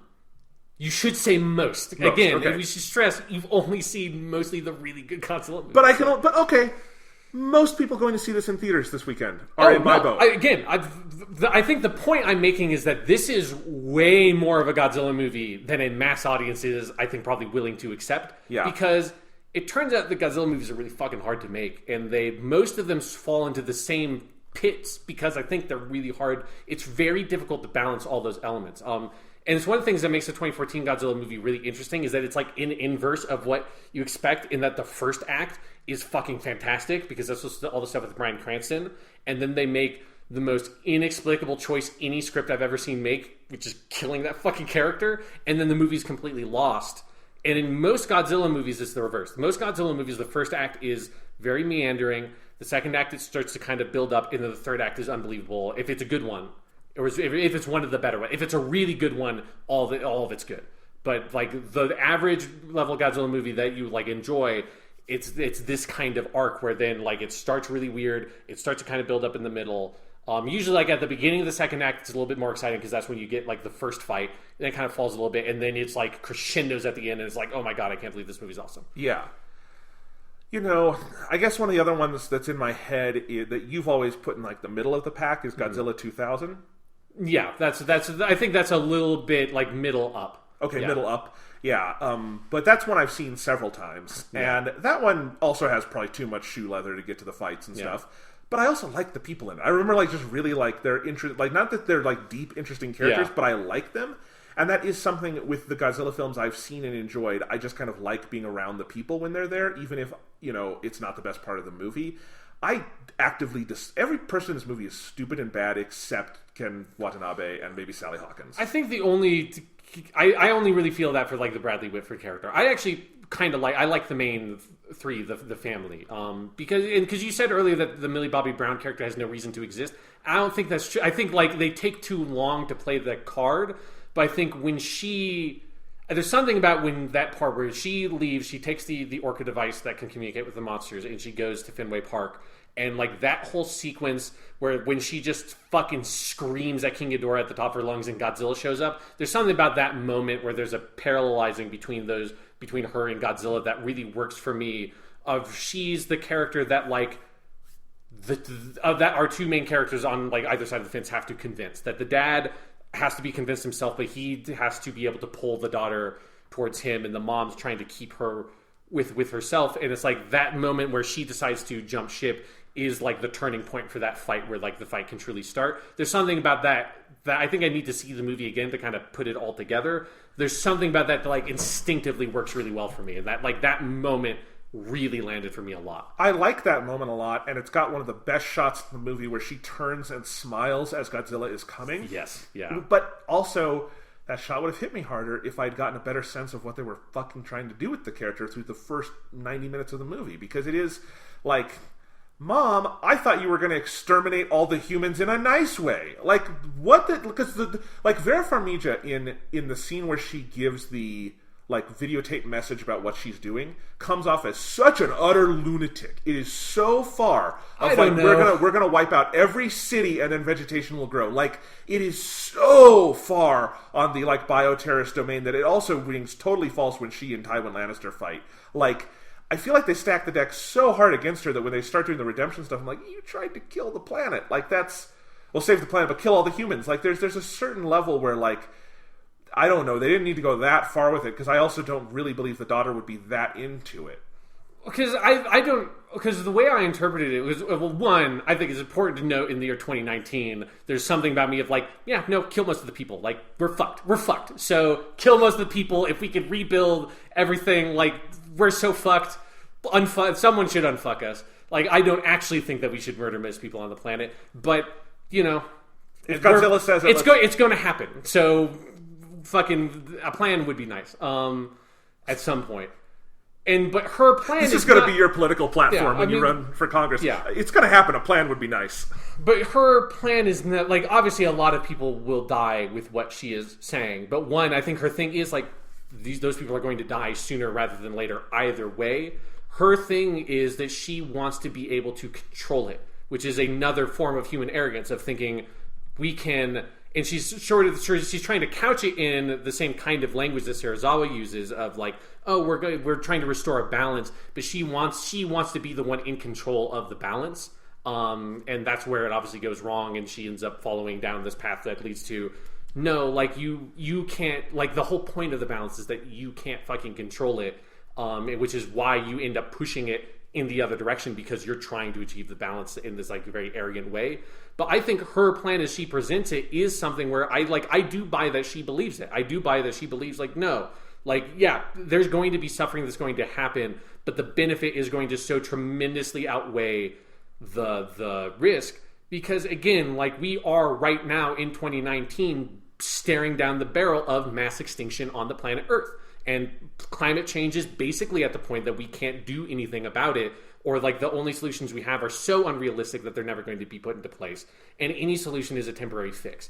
And we've already driven like such a large percentage of the animals on Earth to the point of extinction or past the point of extinction. That's like, she's not wrong. It's just the way she's going about it is so extreme. And so maybe it's because like I'm so far on the like a we're so fucked side of it already that like I'm willing to listen to her more maybe than you are. And I can see why a little kid, if like you are living with your mom this whole time and you have the trauma from losing your brother from like in the Godzilla attack, and we do see like from the first scene that she is like wavering and she's concerned, like she's sending that email to her dad that's like, I'm worried about mom, like something weird's going on. I buy that dynamic, I think, more than you did. Two thoughts. Okay. One, I don't disagree with anything you're saying. It's just that you're presenting it in a much clearer and more workable fashion than the movie itself does. That might be true, yeah. Like, if you did the screenwriting pass where it's like, okay, let's clean these ideas up and present them in a workable way, I'd probably enjoy the movie more. Second, I think it's not just the literal language, but just the way that scene is shot with like the big brother video screen stuff. There's just a certain level of cinematic language they're doing there that makes her look like a lunatic. That if you wanted to present the idea you're presenting, it could be different. Like, we don't actually have the scene where she sits down with her daughter and explains it, which I feel like is a giant missing piece of the movie if we're to buy that the daughter doesn't jump as soon as she hears, oh, you want San Francisco to happen everywhere, that's where my brother died, that's fucked up. You know what I mean? Yeah, but I don't think the way she, again, like I think like her plan would result, and obviously does result in the like mass death of people. I think like she's so fixated on the benefit that when she presents it to her daughter, like, and I agree that you probably should see that scene, but there's something about the way that Millie Bobby Brown plays it that I do just sort of accept. Like, yeah, like if you present the positive side of this argument, like I can see why this kid would go along with it. Like, and again, like all of the execution of this side of the movie is very messy, and so for me, like my like Godzilla immunity or something, I think allows me to kind of pierce through some of that messiness and kind of get at what the movie is trying to go for. And if I think you can do that, there are a lot of really interesting ideas there, which carried me to the point where once you get to Rodan coming out, and then especially once the Serizawa stuff happens, I feel like, as I said earlier, if you have bought into the movie and accepted the ideas they're showing, even if like it's done in a messy way, I think the execution of it in the final act of the movie is really, really well done. Yeah, I would like to watch this movie again, but maybe arrive at the theater 40 minutes late. Sure, yeah. You know, like, or on DVD, just fast forward the first 45 minutes or so. So let's talk about the monsters. Yes. Since they are so awesome. I mean, they got all of them right? Oh, yeah, 100%. They did a great job giving all four of them, like, really distinct senses of personality that are all drawn from sources from the source material, but, like, they do a bit of their own thing with it. There's been, like, suggestions of each head of Ghidorah kind of having its own little, like, personality. They've done some things like that, but, like, this movie goes further with that idea, and I love the introduction of Ghidorah where the middle head is kind of like, no, like, kind of grabbing the horn of the left head is like, no, like, pay attention to this, idiot, like, and, like, the middle head kind of driving the boat, and the other head's, like, kind of being, like, looking around and being kind of dazed. Like, all that stuff I think is really cool. Again, they should just remake the fucking Rodan movie because they get that Rodan scene is so fucking cool. Yes, like it's really just good. It's just amazing in terms of like a mass destruction scene that executes on that monster's abilities. Godzilla is awesome as always, but like for me, it's them nailing Mothra as well. They have done. Like, I would never have thought an American movie would be able to do Mothra. No. Right. Mothra was my favorite part of... Mothra is my favorite character in this movie. Yeah. Human or monster. I loved Mothra. I loved everything with Mothra. Except the first scene is, like, weirdly slow in revealing, like... Why don't we get Mothra's wings in the beginning of the movie? No, because that's what you do. Because Mothra always starts as a larva. Okay. And then Mothra has to be in a cocoon, and then Mothra has to hatch from the cocoon, and then help Godzilla, and then sacrifice herself. That's what Mothra does, like, every That's fair. time. That's fair. But yes, I think the CGI on Mothra was beautiful. The music around Mothra was great. Again, using some of the Ifukube-based themes. And then Mothra gets the moment of the final fight to me, which is when Rodan appears to be winning, and then like a fucking like John McClane moment in Die Hard, just stabs Rodan with their fucking pincers, and wins. Mothra's great.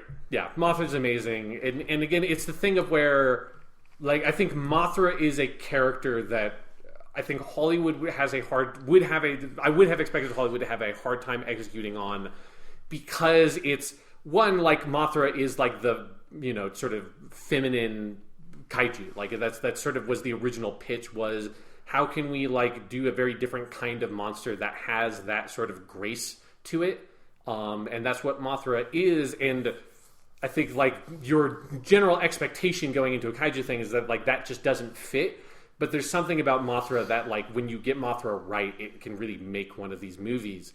And I think when they cut back to the waterfall and you hear the bum bum bum bum bum bum bum bum bum, and you get like the drum beat from the Mothra song that is like very distinctive, and I realized, oh, they're doing Mothra music, because up to that point there'd been little hints of some Ifukube stuff, but they hadn't done like a full Ifukube song, and getting that and realizing, oh shit, and that was where I was like, are they going to have someone sing the Mothra song?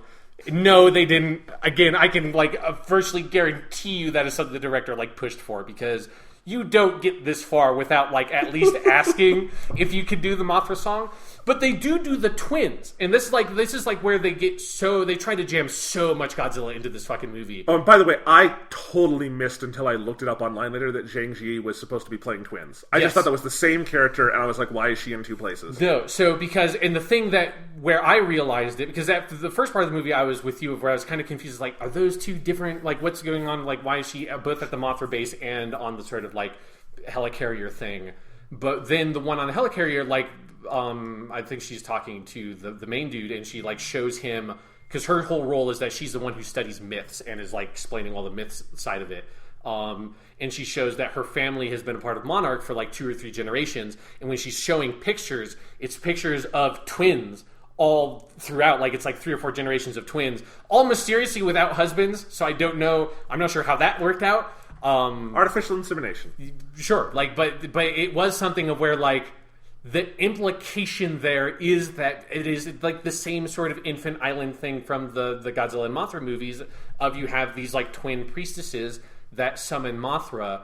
And I to me, the implication is that if you went back a million years or whatever, when the Titans or the Kaiju were sort of dominating the Earth originally, that this lady and her twin are direct descendants of some line of priestesses. That to me is the direct implication, having seen all these Godzilla movies and what they're playing with, and they would be the people who would be singing the song. And so them finding ways to sneak the twins in there, and do the Mothra music, and have Mothra hatch, and do the full Mothra story of starting as a larva, cocooning yourself at the middle point of the movie, hatching at the end to save the day and sacrifice yourself so that Godzilla can win. That happens in literally 3 or 4 different Godzilla movies, because it's a really good beat, and it's there's something about the repetition of that cycle with Mothra, and then having the implication in the ending credits of that there is another egg, because there's always another Mothra egg.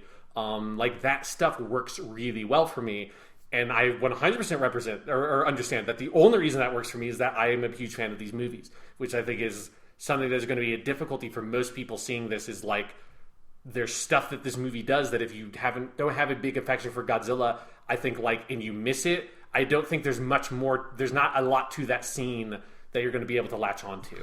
And I guess here's what I would say: as much as all these things are true and it does them well, I think the difference between the version of the movie we have and the really great version of this movie is that this movie makes you, the big Godzilla, big Kaiju fan, feel a lot of these things because you've experienced them before. Yeah.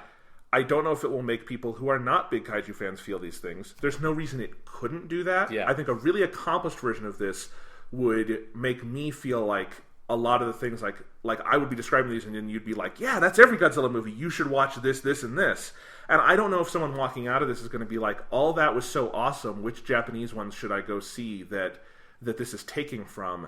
And I guess that's to me where it falls flat, is that it does a lot of referencing and Easter eggs and stuff, and that's all really cool. It's, again, amazing that a Hollywood movie does Mothra at all. Like, that Mothra is named in the movie is wild. That they do the full Mothra story. And I do think Mothra is the character they come closest to. There will be new Mothra fans at the end of this movie. Oh, absolutely, yeah. I don't know about some of the other monsters, and I don't know about the overall experience of seeing the monsters together because it is kind of sloppy around the edges. And I feel like you would need the firmer overall punch to, like, get that. Sort of like, I don't know, Star Trek 09, the J.J. Abrams Star Trek, getting people interested in other Star Trek because it was so good at its own thing that it's not exactly like old Star Trek, obviously. It's more action-oriented, but it, like, gets the Kirk, Spock, McCoy thing so right, or something that, like, you never had to see Star Trek to, like, be like, I love these characters. And I'm like, I do too. Here's 5 episodes of the original series you should watch. And I would know if they liked Star Trek 09, they might like those too. I guess that's what I would want from this movie, and I don't know if it nails that. I think it definitely doesn't nail that, and I think that is an issue with the movie, because, like seriously, the movie just does not feel like it's calibrated for a mass audience. Like, the movie feels like it's calibrated for people like me, which is probably not a good idea for most people. For me, I'm, like, totally happy with it. Like, obviously, I think the movie could be a lot better in places, but if it, like, you know, again, I felt so pumped walking out of the movie theater at the end of this movie. Well, because I will also say, it knows when to end. Like, I do very much like that it ends with everyone bowing down to Godzilla yelling, and then just smash to title. Yeah.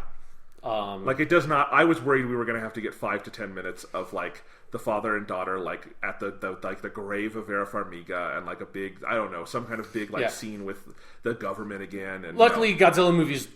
True Godzilla movies almost never do that. Like, true Godzilla movies almost always end with, like, the fight is over...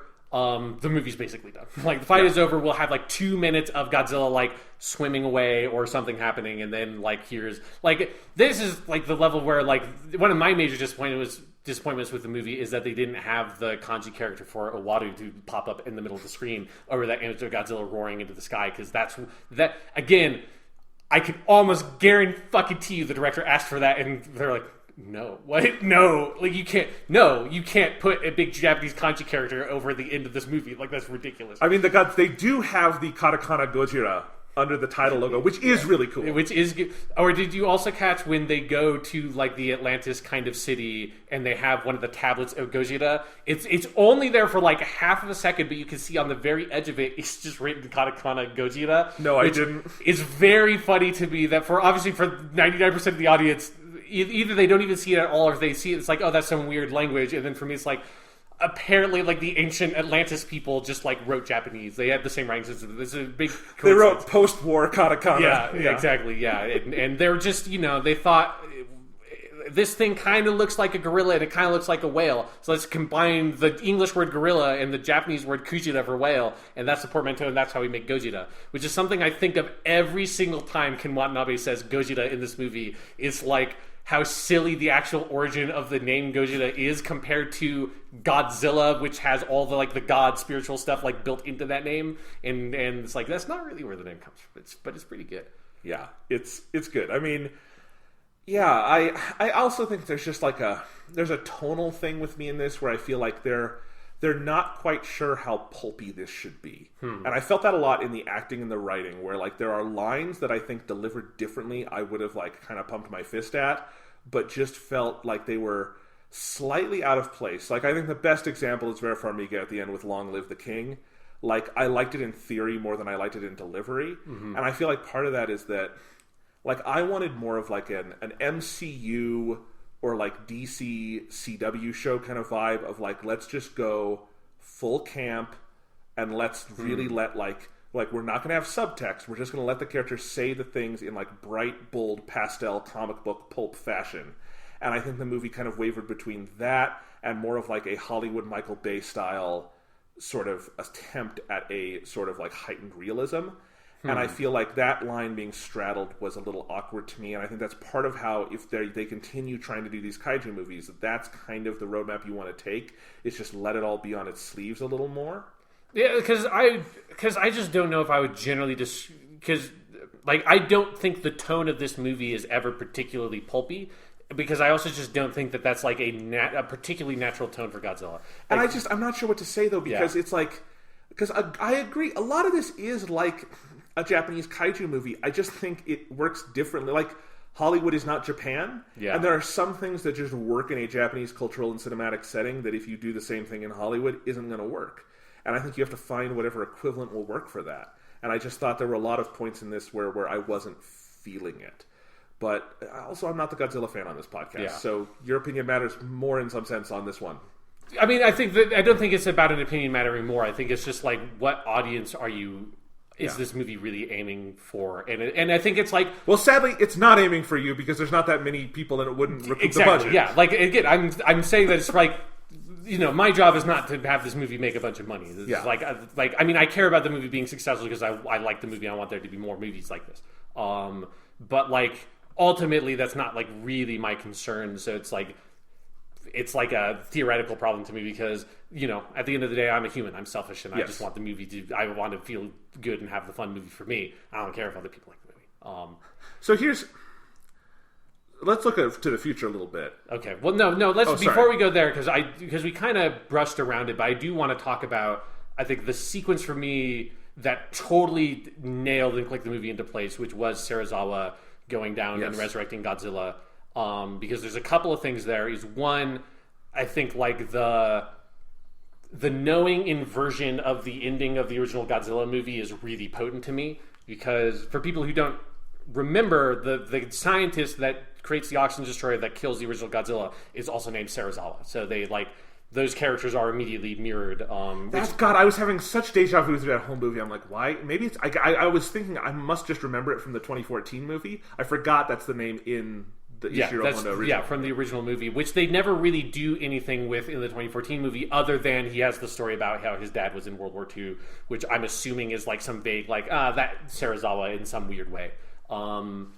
So the scene where he goes down to resurrect Godzilla is a inversion or mirroring of the ending of the original Godzilla movie, down to I would have to go check, but I'm pretty sure it's Beer McCreary is playing a version of the ending theme from that first movie, which has also been used in a bunch of other Godzilla movies.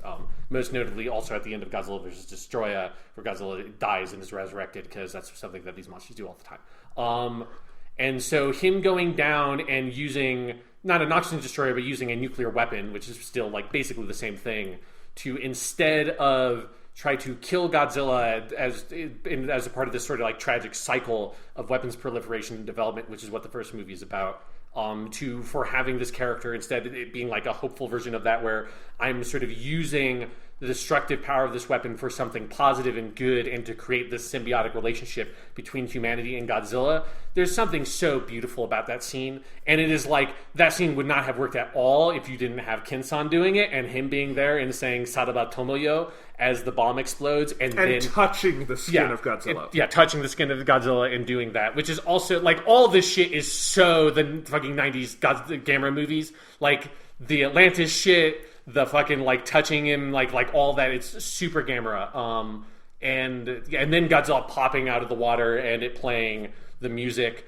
Also, one thing I have an undying debt to Beer McCreary for having the genius idea of having taiko drums and chanting put into the original Godzilla theme. Holy fucking shit, that is so cool. And then having that be, because we haven't gotten a lot of full on redos of the Ifukube theme. Shin Gojira just used the tracks. Yeah, it literally used the track from the first movie. It didn't even use the redone tracks from the 90s or whatever. So it I mean, Beer McCreary is the MVP of this movie. His music is the thing that ties it all together. And it's not just he's really smart in taking the themes, but he adapts them and uses them for this movie really intelligently and puts his own spin on it. Which, for people who don't know, he was also the composer on God of War. which there's a musical connection there. Bear McCreary's good at everything he does. He did Battlestar Galactica. He did Terminator: the Sarah Connor Chronicles back in the day. He's done lots of TV like that. He's done several. He did the AVGN movie, the Angry Video Game Nerd movie. I didn't know that. And he even did like a great version of just the AVGN song of that. He can make anything good. Yeah, so he's like a great composer that like works on smaller scale projects, like kind of like more obscure stuff like this, which I think is very cool. And he just does such a fucking brilliant job. It's so much better. Like the music is one of the more forgettable parts of the 2014 Godzilla, outside of when they just use classical music in that movie. So like him and like his use of the music in that whole sequence and Godzilla coming up, and then get everything from there to him marching to Fenway Park and fucking fighting King Ghidorah. And I think that King Ghidorah fight is really fucking good. And then especially because I'm the Godzilla guy, I have to like point out the reference to Godzilla vs. Destroya, where Godzilla starts going nuclear, which is something that happens in that movie, and like turning red and all that shit is from that movie. When Godzilla goes full red and like releases it all against Ghidorah, that is, I was excited by that. Yeah, that's really good. Fucking awesome. And then like the last thing of where you think Ghidorah is getting back up and somehow alive, and instead it's just Godzilla eating one of his heads. It's like that's fucking really good. I thought that was the most creative beat in the movie because it felt like something I hadn't seen before. Yeah, I've never seen that before. Because usually Godzilla, because they're people in suits, Godzilla doesn't usually eat the monsters, and so I'm just like, there's something about that assertion of the like animalistic quality of the monsters in these movies, which is something that the CG effects allow them to do much better than the suits could. There's something about that, like the culmination of that, of him just like devouring Ghidorah and then like taking his place as king of the monsters. Godzilla has a great personality in this one. Mm-hmm. I thought he did in 2014 too, where we got to see him, but like he's a good leading man in this movie. Yes. Oh god, they have that scene earlier where he's this is such a fucking Millennium Era Godzilla movie scene of him like in the water coming up to the station and like flashing his like blue spines, like that. Fucking so cool. That's so good. That's good. This movie, I like this movie a lot. That's good. No, that's good. I'm glad for you. It's so fucking awesome. I like it more the more we talk about it, because the things I liked are kind of rising in my memory. Yeah. Because if I kind of chisel away at the jadedness from like the first hour, there are very good things in the second hour that are very exciting to see. I'm trying to think if there's anything else from that final fight. Oh, I had a question. Okay. Ghidorah grabs the power lines and bites them and powers up. Is that in GMK? I don't remember. I feel like I've seen it, and I've seen so few Godzilla movies, it has to be in one I've seen. I think it probably, either that happens or something like this. He like gets like he becomes like Super Saiyan King Ghidorah in that movie. Yeah. So I don't remember if it's from power lines or not. I mean, there's a long history of monsters like using power lines to become more powerful, so it's probably happened at some point. But yeah, it just not that in a bad way, like I'm saying they're ripping anything off. It was just like that was a moment where I'm like, okay, I've seen that. I know. No, because it is something where the movie has lots and lots and lots of references to other Godzilla films, but it's never really ripping anything off. Like, it clearly takes a lot of inspiration from GMK and Ghidorah the Three-Headed Monster, which makes sense because, you know, outside of, I guess Rodan's not in GMK, but other than that, like, they're very similar structures and they have the same kinds of monsters. Like, if you're going to pull an influence from those movies, you pull influences from those two movies. GMK has the full, like, Mothra song, right? I believe it does, yeah. It's got the twins and everything, I think. Yes. Yeah. Because it's sometimes they have some different, there are a couple of different Mothra songs, but it's probably the Mothra song, the one that everybody knows. The one originally sung by the Peanuts in 1961. Why do I know that? But yeah, so it's, I think, you know, my like thing on this movie is that, like, if you can get past the messiness of the first hour, and you have the love of the kaiju in your heart, I think there's a lot here to love about the movie. I would also recommend people seek out Matt Zollersites' review on RogerEbert.com, because that's like the positive review that is out there that I've seen that I think is like on the nose for like people who like this movie. I think he does like a great job of sort of like finding the beat in the like the heart of that movie that people like me are latching onto, because he's also like one of the few sort of famous critics that is also a fan of Godzilla. So yeah, and I love everything Matt Zollersites writes. I follow him feverishly. He's a great writer. Yeah. So when I said earlier other people had said this, that was the one I was thinking of. I have a Mothra question. Okay. Did you know they're putting Mothra on Blu-ray here? It's got this cool steelbook with like the original poster art. It's coming out It's coming out in July. It's on Amazon right now for only $14 as a pre-order. And I wanted to ask you, like, the original Mothra is good, right? It's been a long time since I've seen it. My memory is that I liked it. It's Ishiro Honda directed. I feel like you've described the plot to me, because I was really baffled when we saw when we watched the GMK, I was like, what the fuck is the song and the twins about? And you explained to me the original Mothra. So I was wondering if people should look that up. Yeah, because I was actually planning on rewatching that one because I haven't seen that since I was in high school or something, and that is also on the Toho thing on Internet Archive. So if you want to see an HD rip of that movie, you can just it's all legal. Like, this isn't pirating. This is their official account. It's very cool. So yeah, there's that. There's also, they made a trilogy, which I have not seen these, so I'm now going to get around to it. The Rebirth of Mothra, which is a trilogy of Mothra movies made in the 90s. Also on Blu-ray here. Yes. Awesome. Yeah. All right. So anything else to say about this movie? I like it a lot. I'm not sure if other people would like it, but I like it, and that makes me happy. If nothing else, get just at least buy the Godzilla cover that plays over at the beginning of the end credits. It is such a good song. It's on Apple. Holy shit. Yeah, it's on Apple Music and Spotify and everything. I used it. I got it from there for the theme song this week. Yeah, so it's the cover of the Blue Oyster Cult song, which I've never been a huge fan of that song, and this is one of the best covers of a song I've ever heard that just makes that song 10 times better than it ever was. So that song is fucking amazing. So, okay, they've done, Godzilla, they did Kong Skull Island, they did this. Next up, next summer is, I think they're calling it Godzilla versus Kong. Yes.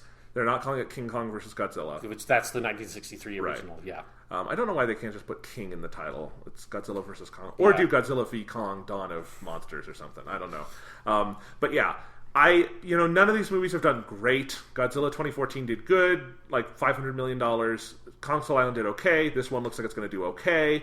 Do you think they will have their full-on Avengers moment where everyone comes out for Godzilla v. Kong, or do you think that's probably it for this era of Hollywood monster movies? I bet that's probably going to be the last one, which is going to disappoint me. I think there's a chance that they keep on making them, and maybe they make them slightly lower budget. Maybe the director of this movie, Michael Dougherty. In suits. Yes, exactly. In suits. If there's anyone that can do it, this Michael Dougherty. Fucking just go and just I don't know, make it a fucking independent movie somehow. Obviously you can't do that because you don't have the license of the monster. Get the license somehow from Toho.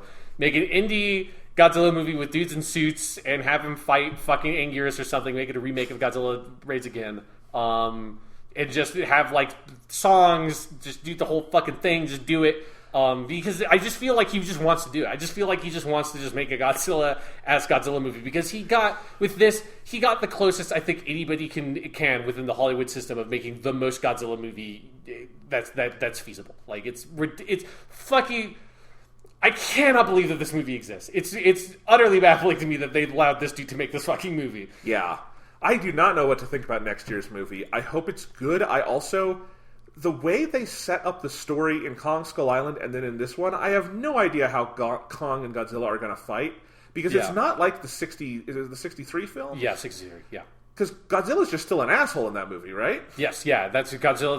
Godzilla gets released from an iceberg. Yeah. And then he fights King Kong. So I'm a little terrified of the contortions they're going to have to do to get those two to fight. Because also we haven't...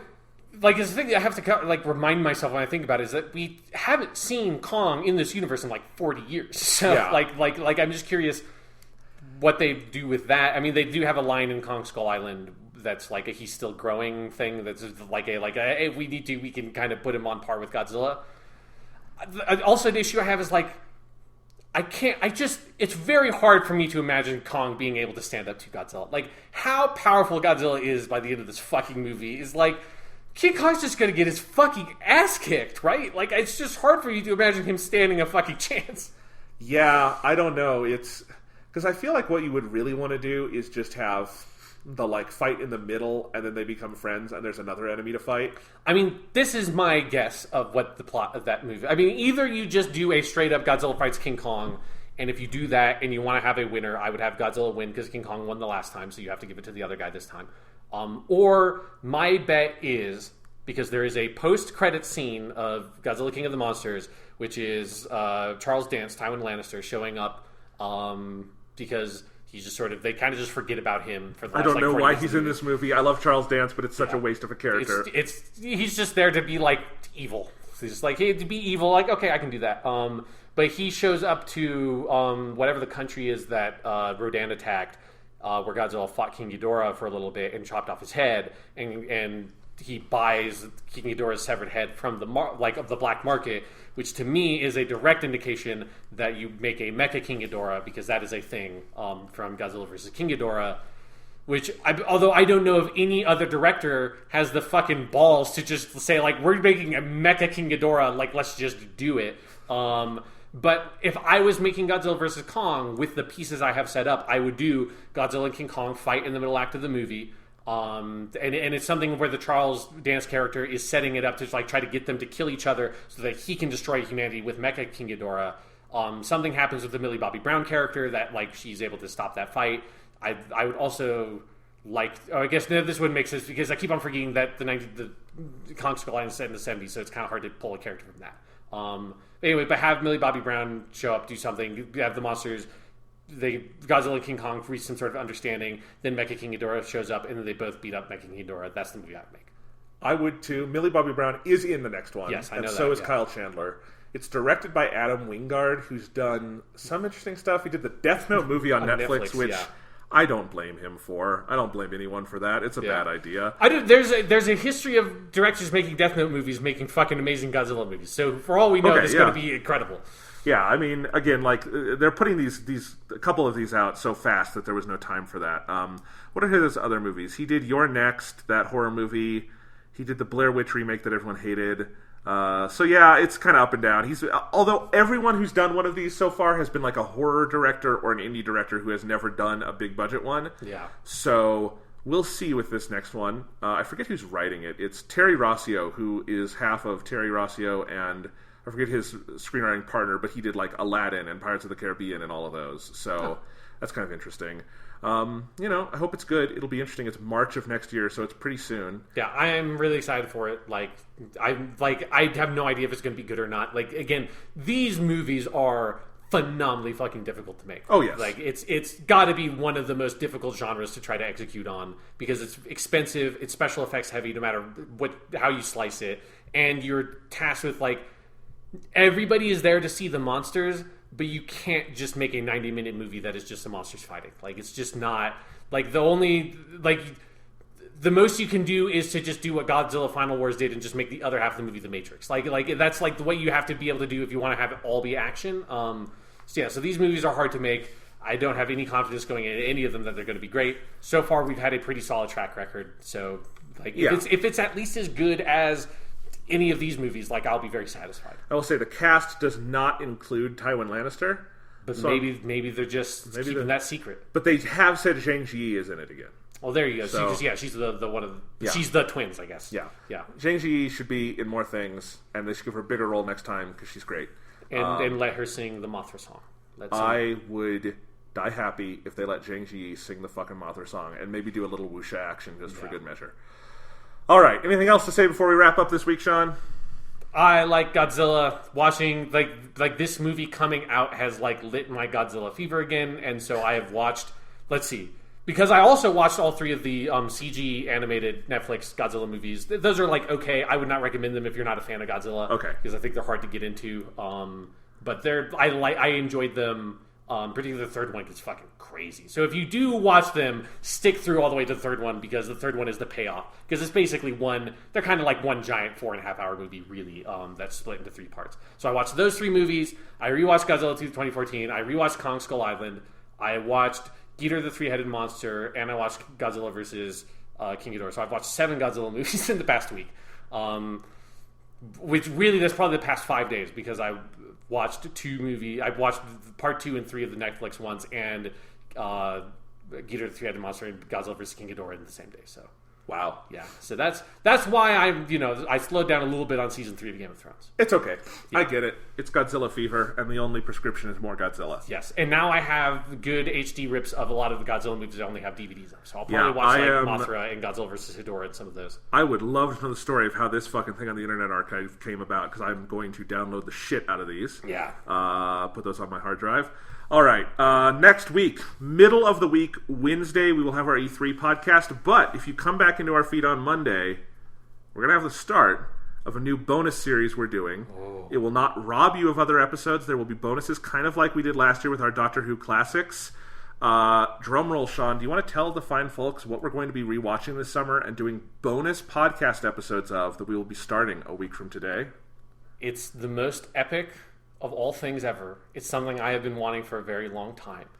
We are finally going to do our fucking Mobile Suit Gundam podcast. Da da da da. Moe Agade Gundam!